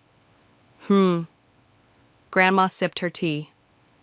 Tell me about college. It's different, good different. My roommate Noe, she's amazing. We stay up late talking about everything and nothing. Her family actually shows up for her performances. She's in theater. Sounds like you found your people. My phone buzzed. A text from Desiree. Zane just bought everyone lunch. Like $300 worth of sushi. Mom's wondering where he gets all this money, lol. He's getting bolder, Grandma observed, reading the text over my shoulder. Pride comes before the fall. I could show Mom the statements right now, I said. End this whole thing. You could. Grandma refilled my cup. But timing is everything, dear. Watch and wait. When I got home, Zane was showing off his new Apple Watch to our younger cousins. Early Christmas gift to myself, he bragged. Gotta treat yourself sometimes, right? Right, I echoed, thinking about my scholarship-funded laptop that took 3 years of perfect grades to earn. That evening, I called Noe. You won't believe this, I said. He bought a $300 lunch today, just because. With your mom's money? According to Grandma's statements, he's been transferring funds from Mom's accounts for months. Small amounts at first, but they're getting bigger. And your mom has no idea?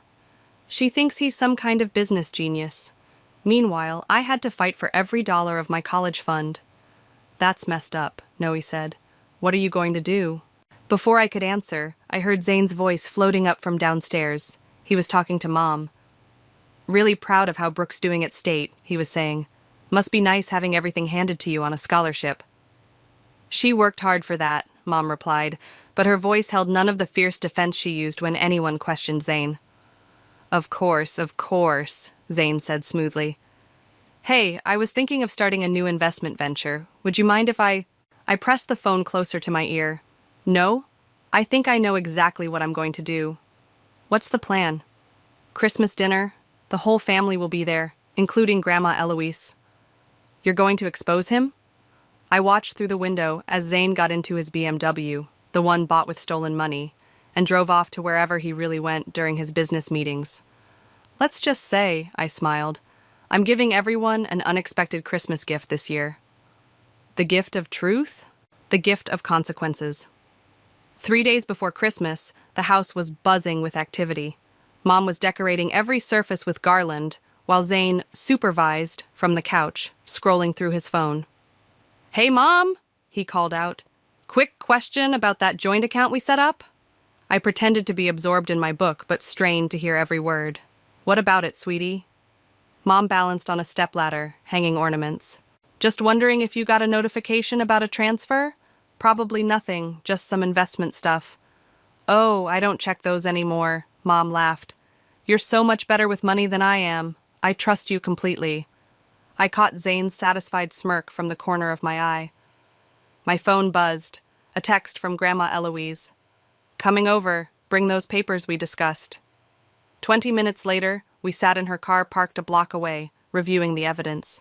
"Look at this pattern," Grandma pointed to the statements. "He started with $500 here, then $1,000 there. Now he's up to $5,000 transfers. And Mom never checks? Your mother's always been selective about what she wants to see."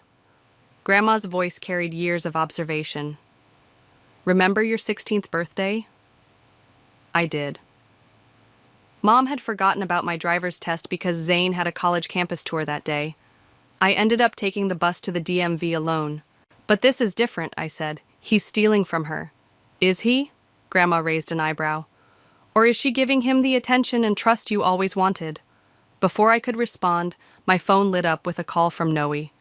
"You need to check Zane's Instagram," she said without greeting. "Right now." I pulled up his profile and felt my blood boil. There he was, posing in front of a new gaming setup that looked suspiciously expensive. The caption read, "Hard work pays off. Blessed to be making my own way in life. Entrepreneur, marked self-made." Self-made, I scoffed. More like mom-made. "Keep scrolling," Noe urged. The next post showed him at a luxury car dealership. "Big moves coming soon. Stay tuned for the next upgrade." "He's planning something bigger," Grandma said, looking at the posts. "Christmas is coming, and he'll want to make a show of his success." Back at home, I found Mom and Zane in the kitchen. He was showing her something on his laptop. "See, the investment portfolio is doing great," he was saying. "I could handle more capital if you're interested. Really make that money work for us." "That sounds wonderful," Mom beamed. "You're so good at this, Zane. I wish—" She caught herself, but I knew what she was going to say. "I wish Brooke had your financial sense. I wish Brooke was more like you." Later that night, I heard Zane on the phone in what used to be my room.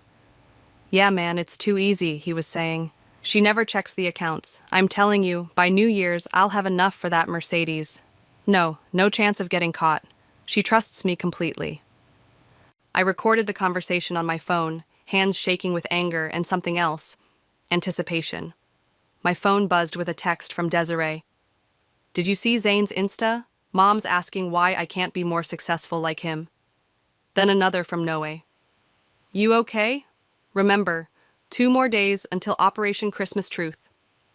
I was about to reply when I heard Mom and Zane talking downstairs. "I was thinking," Mom said, "maybe we should put the house in your name too. For tax purposes, you know? You understand all that financial stuff so much better than I do." "That's a great idea," Zane replied smoothly.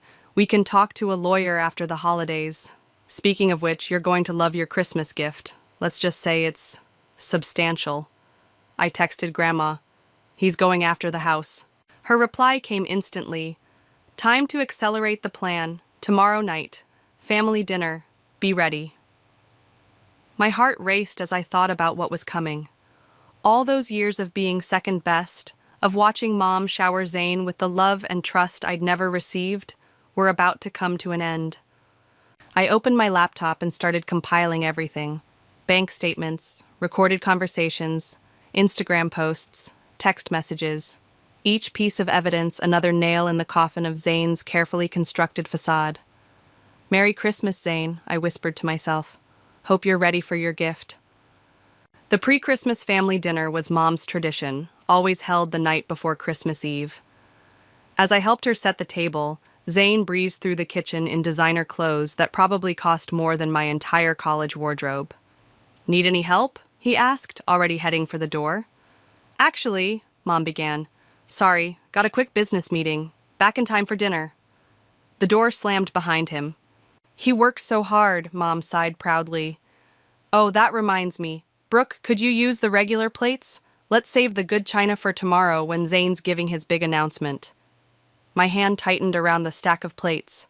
What announcement? He wouldn't tell me exactly, but he said it's going to change everything. Isn't it exciting? I thought about the conversation I'd overheard about putting the house in his name. Yeah, really exciting. My phone buzzed with a text from No. "Ready for tonight?" Before I could respond, Grandma Eloise arrived early, carrying a thick manila envelope. Just some old family photos, she said loudly, winking at me. Thought we could look through them after dinner. We worked in the kitchen together while Mom went to change. You're sure about this? Grandma asked quietly. Once it's done, there's no going back. He's going after the house, Grandma. The house Dad left for us. She nodded grimly. I've added the latest bank statements. The transfer he made yesterday was for $10,000. The doorbell rang. Family members started arriving. Aunts, uncles, cousins. Desiree hugged me tight and whispered, Zane's been bragging to everyone about some huge surprise he's planning. Trust me, I whispered back. The surprise tonight isn't going to be his. Zane returned just as Mom was calling everyone to the table. He had that familiar smug look, the one he wore when he knew he'd gotten away with something. Before we start, he announced, standing at the head of the table, Dad's old spot. I just want to say how blessed I feel to be part of this family, especially you, Mom. He smiled at my mother. Your trust means everything to me. I caught Grandma's eye across the table. She gave me the slightest nod. Speaking of trust, I said, standing up. My heart hammered, but my voice stayed steady. I have something to share, too. Brooke, Mom frowned. Zane was speaking. No, this can't wait. I pulled out my phone. I want to play something for everyone. Zane's recorded voice filled the dining room. Yeah, man, it's too easy. She never checks the accounts. The color drained from his face. Mom looked confused. What is this? Show them, Grandma said quietly, sliding the manila envelope across the table. My hands shook as I pulled out the bank statements. Mom, look at these. Really look at them. All those transfers from your account, they weren't investments. They were theft. That's ridiculous, Zane laughed, but it sounded hollow. Mom, you know me? The BMW, I continued. The designer clothes, the gaming setup, all bought with money he's been stealing from you for months. These could be faked, Zane said quickly. She's just jealous of my success. Call the bank, I challenged. Right now. Check your accounts. See how much is left. The room was silent, except for the sound of Mom's shaking hands as she pulled out her phone. She logged into her banking app, something she hadn't done in months. Oh my God, she whispered. Mom, I can explain, Zane started. $70,000? Her voice cracked. How could you? And he was going to take the house, I added. Weren't you, Zane? That was tomorrow's big announcement? He stood up so fast his chair fell backward. You don't understand. I had investments lined up, deals ready to go. I was going to pay it all back. Like you paid back the money you took from your last stepmother? Grandma's voice cut through his protests. Yes, I checked into that too. Mom's face crumpled as the truth sank in. Years of blind trust shattered in minutes. I think, my uncle said, standing up, we should call the police. No, Zane backed away from the table. No, you can't. But Mom was already dialing, her other hand clutching the bank statements. As chaos erupted around us, I felt a strange mix of triumph and sadness. Not for Zane, he deserved everything coming to him, but for Mom, whose perfect world had just imploded. Grandma squeezed my hand under the table. Truth hurts, she whispered, but lies hurt more. Through the dining room window, I watched Zane's BMW speed away into the night. He wouldn't get far. The police had his name, his photo, and evidence of his theft. Some Christmas gifts, it turns out, come wrapped in consequences. The police found Zane at a highway motel just past midnight. While they took him in for questioning, our house became a crime scene of a different sort.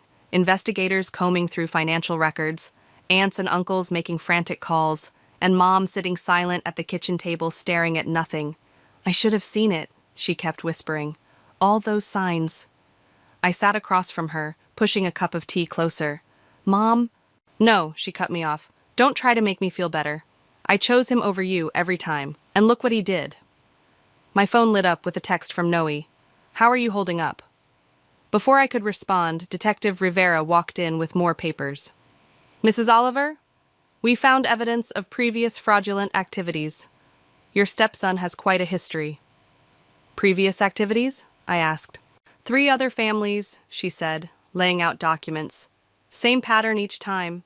He'd charm his way in, gain trust, then drain accounts. His father, your husband, she nodded to Mom, had no idea. He's on his way here now. Mom's hands trembled as she reached for the papers. The college fund he said he was managing, my retirement account. We'll recover what we can, Detective Rivera assured her. He didn't have time to hide most of it. Grandma Eloise appeared with fresh coffee for everyone. Brooke, she said softly, why don't you take a walk with me? Outside, the Christmas lights seemed too bright, too cheerful. We walked in silence until reaching the park where I used to practice dance routines. Your mother called me earlier, Grandma said. Before you came down for tea, she was crying. About Zane? About you. Grandma sat on a bench, patting the space beside her. She said she finally understood why you worked so hard for that scholarship. You weren't just trying to get into college. You were trying to escape. My throat tightened. I couldn't stay, not with him there, taking everything. I know, dear. And now your mother knows too. She pulled out her phone, showing me a text from Mom sent just minutes ago. How do I even begin to make this right with Brooke? Back at the house, we found Mom in my old room, Zane's room, taking down his posters. I want you to have your room back, she said without turning around. If you want it. Mom, I kept every article about your competitions, she continued, voice breaking. Every honor roll certificate. They're in a box in my closet. I never hung them up because Zane said it might make him feel bad about his grades. God, I was so stupid. You weren't stupid, I said. You were manipulated. We all were. She finally turned to face me, eyes red. When did you get so wise? Probably around the time I realized I had to save myself. And you. The front door opened downstairs. More police, more questions. Mom squared her shoulders. We should go down, she said. But Brooke? Tomorrow I'd like to hear about your semester. Really hear about it. Everything I should have asked before. My phone buzzed again. Desiree. Holy shit, they found 3 more families he scammed. It's all over the local news. Then Noe. You okay? Need me to drive up? And finally, an unknown number. This is Stephen, Zane's father. I am so sorry for what my son did to your family. Please tell your mother I'll help make this right. Mom was already halfway downstairs when she turned back. Brooke, thank you for being stronger than I was. We're both strong, I said. We just forgot for a while. In the living room, Detective Rivera was laying out more evidence. Bank statements, forged documents, a trail of destruction across 3 states. Mom sat down to face it all. And this time, when she reached for my hand, I didn't pull away. Grandma brought out the photo albums, real ones this time, filled with family pictures from before Zane, before the lies, before we lost ourselves trying to be what he wanted us to be. Look, Mom said softly, pointing to a photo of my first dance recital. You were always so determined, so sure of yourself. When did I stop seeing that? It doesn't matter, I replied. You see it now. Outside, carol singers were making their way down the street. Tomorrow was Christmas Eve, and nothing would be the same. But as I watched Mom finally seeing the truth about Zane, about herself, about me, I realized different didn't mean worse. Sometimes, I thought, the best gifts come wrapped in hard truths and second chances. Christmas Eve morning brought a fresh wave of chaos. Reporters camped outside our house, their cameras flashing every time someone walked past a window. Mom sat at the kitchen table with Stephen, Zane's father, going through more paperwork. The house is safe, Stephen assured her. He never got the chance to file those documents, and I'll help recover whatever else I can. I trusted him with everything, Mom said, her voice hollow. My accounts, my passwords, Your daughter, I finished, walking in with coffee for everyone. The room went quiet. Stephen cleared his throat. Brooke, I can't apologize enough for what Zane... Don't, I cut him off. You didn't know either. My phone buzzed. Noe was FaceTiming. I stepped into the living room to answer. You're trending locally, she said without preamble. Someone leaked the story to social media. They're calling it the Christmas Con. I peeked through the curtains at the news vans. Yeah, we noticed. How's your mom holding up? Before I could answer, the doorbell rang. Through the peephole, I saw Desiree with 2 cups of coffee. Thought you could use this, she said when I let her in. Also, fair warning, half the family's coming over. They all want to help somehow. Help or gawk? I asked. Both, probably. She wasn't wrong. Within an hour, the house filled with relatives bearing casseroles and questions. Aunt Maria was helping Mom change her passwords. Uncle Pete was on the phone with his lawyer friend. Cousins huddled around laptops tracking down Zane's social media posts for the police. He really had us all fooled, Desiree said, scrolling through old photos. Remember when he bought everyone those expensive Christmas gifts last year? With Mom's money, I reminded her. Grandma Eloise arrived with lunch for everyone. As she sat up in the kitchen, Detective Rivera returned with updates. We've frozen all the accounts we could find, she said, and we've located most of the major purchases. The car, the electronics, they'll be repossessed. What about Zane? Mom asked. He's not talking much, but with the evidence we have, he's looking at significant time. The other families are pressing charges too. My phone lit up with another text from an unknown number. This time, it was Zane. Tell Mom I'm sorry. I'll pay everything back. Please don't do this. I showed the message to Detective Rivera, who immediately called it in. He's not supposed to be contacting anyone. Mom read the text over my shoulder. Delete it, she said firmly. Delete everything about him. We spent the afternoon doing just that, removing Zane's photos from frames, clearing his things from my old room, erasing every trace of the person who'd almost destroyed our family. I found this, Mom said quietly, holding up a dusty trophy from my sophomore year dance competition. It was in the attic. I'm putting it back where it belongs. As she placed it on my shelf, more relatives arrived. The house hummed with activity, people making calls, sharing information, offering support. It wasn't the Christmas Eve we'd planned, but it felt more real than any holiday with Zane had ever been. Your cousin Sarah's husband is an accountant, Grandma told Mom. He's offering to help sort out the finances. And my friend's dad is a security specialist, Desiree added. He can help set up better protection for the accounts. I stepped outside for air and found Stephen sitting on the porch steps. I keep thinking about all the signs I missed, he said. The expensive gifts, the constant money talk, the way he'd pit people against each other. He was good at what he did, I replied. Really good. But you saw through it. I had to. No one else was looking. Inside, I heard laughter. Actual, genuine laughter. Mom was showing Aunt Maria an old photo album, one without Zane in it. My phone buzzed with another update from Noe. Local news wants to interview you. What should I tell them? I looked through the window at my family. Messy, imperfect, but real. Coming together to rebuild what Zane had tried to destroy. Tell them no comment, I texted back. Some stories don't need a bigger audience. You sure? You could be famous? I don't want fame, I replied. I just wanted my family back. And watching Mom laugh with her sisters, seeing Grandma direct traffic in the kitchen, hearing the honest conversations about money and trust and fresh starts, I realized I finally had exactly that.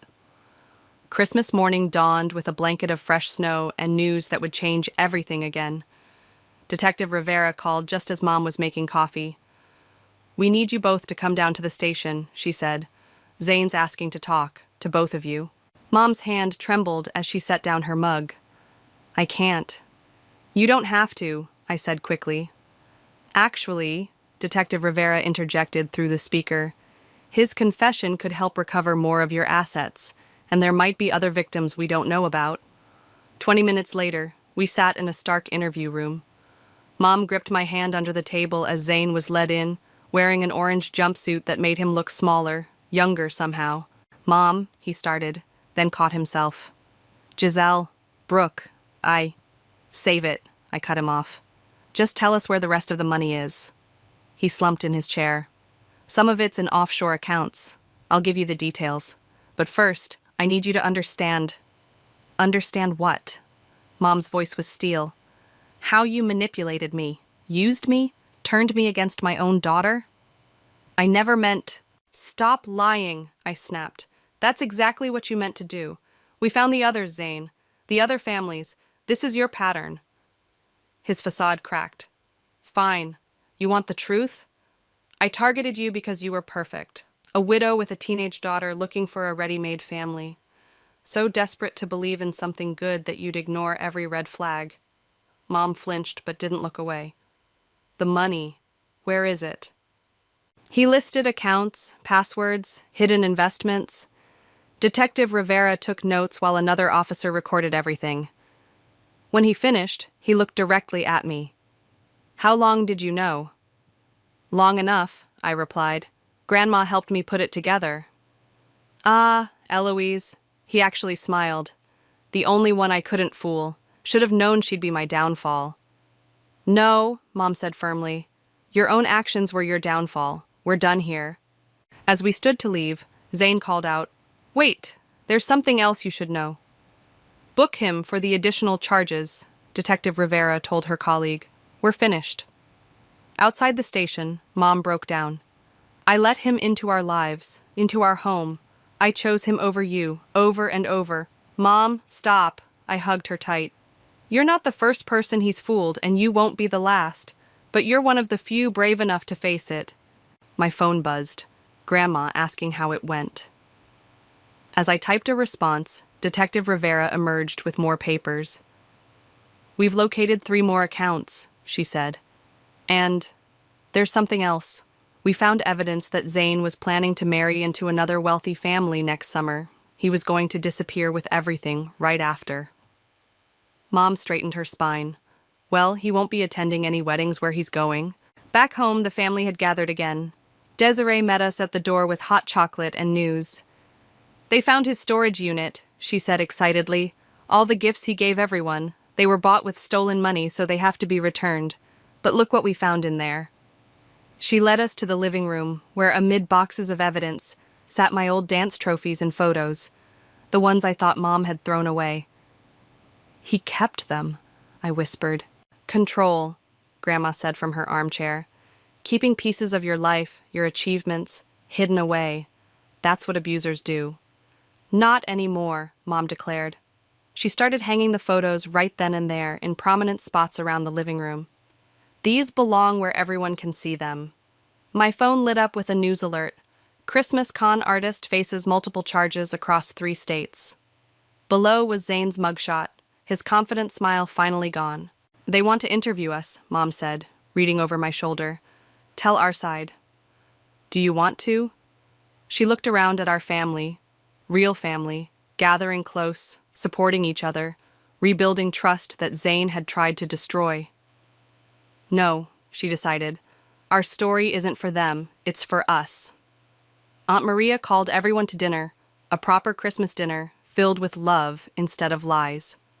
As we sat down, Mom squeezed my hand. Merry Christmas, sweetheart. I'm so sorry it took all this for me to see clearly. Merry Christmas, Mom, I replied. Better late than never. And as our family passed dishes around the table, sharing real stories and genuine laughter, I realized something. Sometimes the best gifts aren't wrapped at all. Sometimes they're simply the truth, finally set free. The day after Christmas, Mom and I sat at our kitchen table with stacks of paperwork, sorting through the aftermath of Zane's deception. Detective Rivera had recovered most of the stolen money, but the emotional wreckage still needed cleaning up.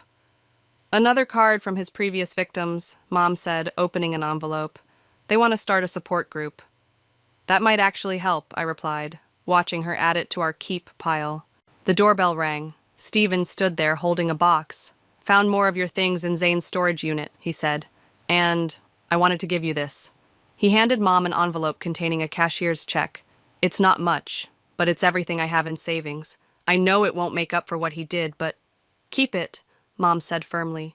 You're not responsible for his actions. Neither are you, he replied quietly.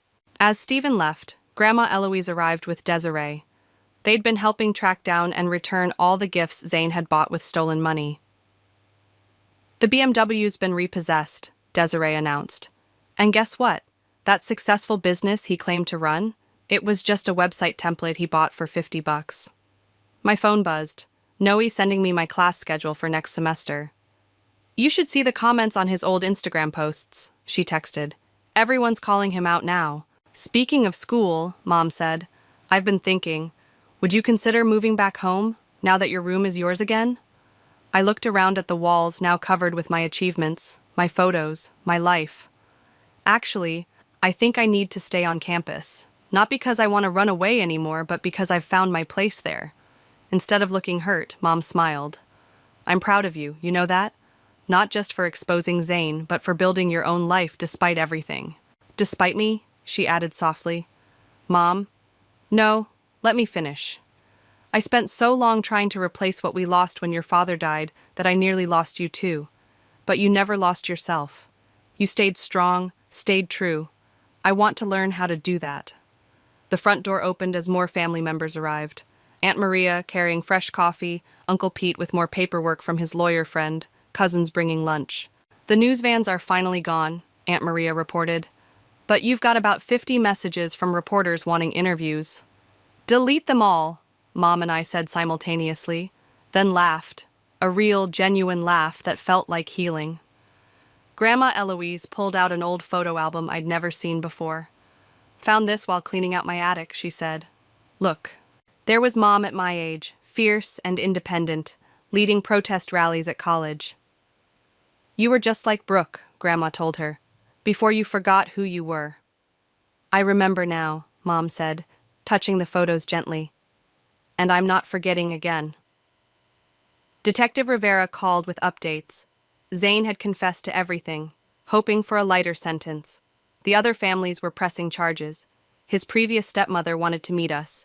Strength in numbers, Mom said after hanging up. We're all going to meet next week, support each other through the legal process. You don't have to do this alone anymore, I reminded her. Neither of us do. Desiree was scrolling through her phone.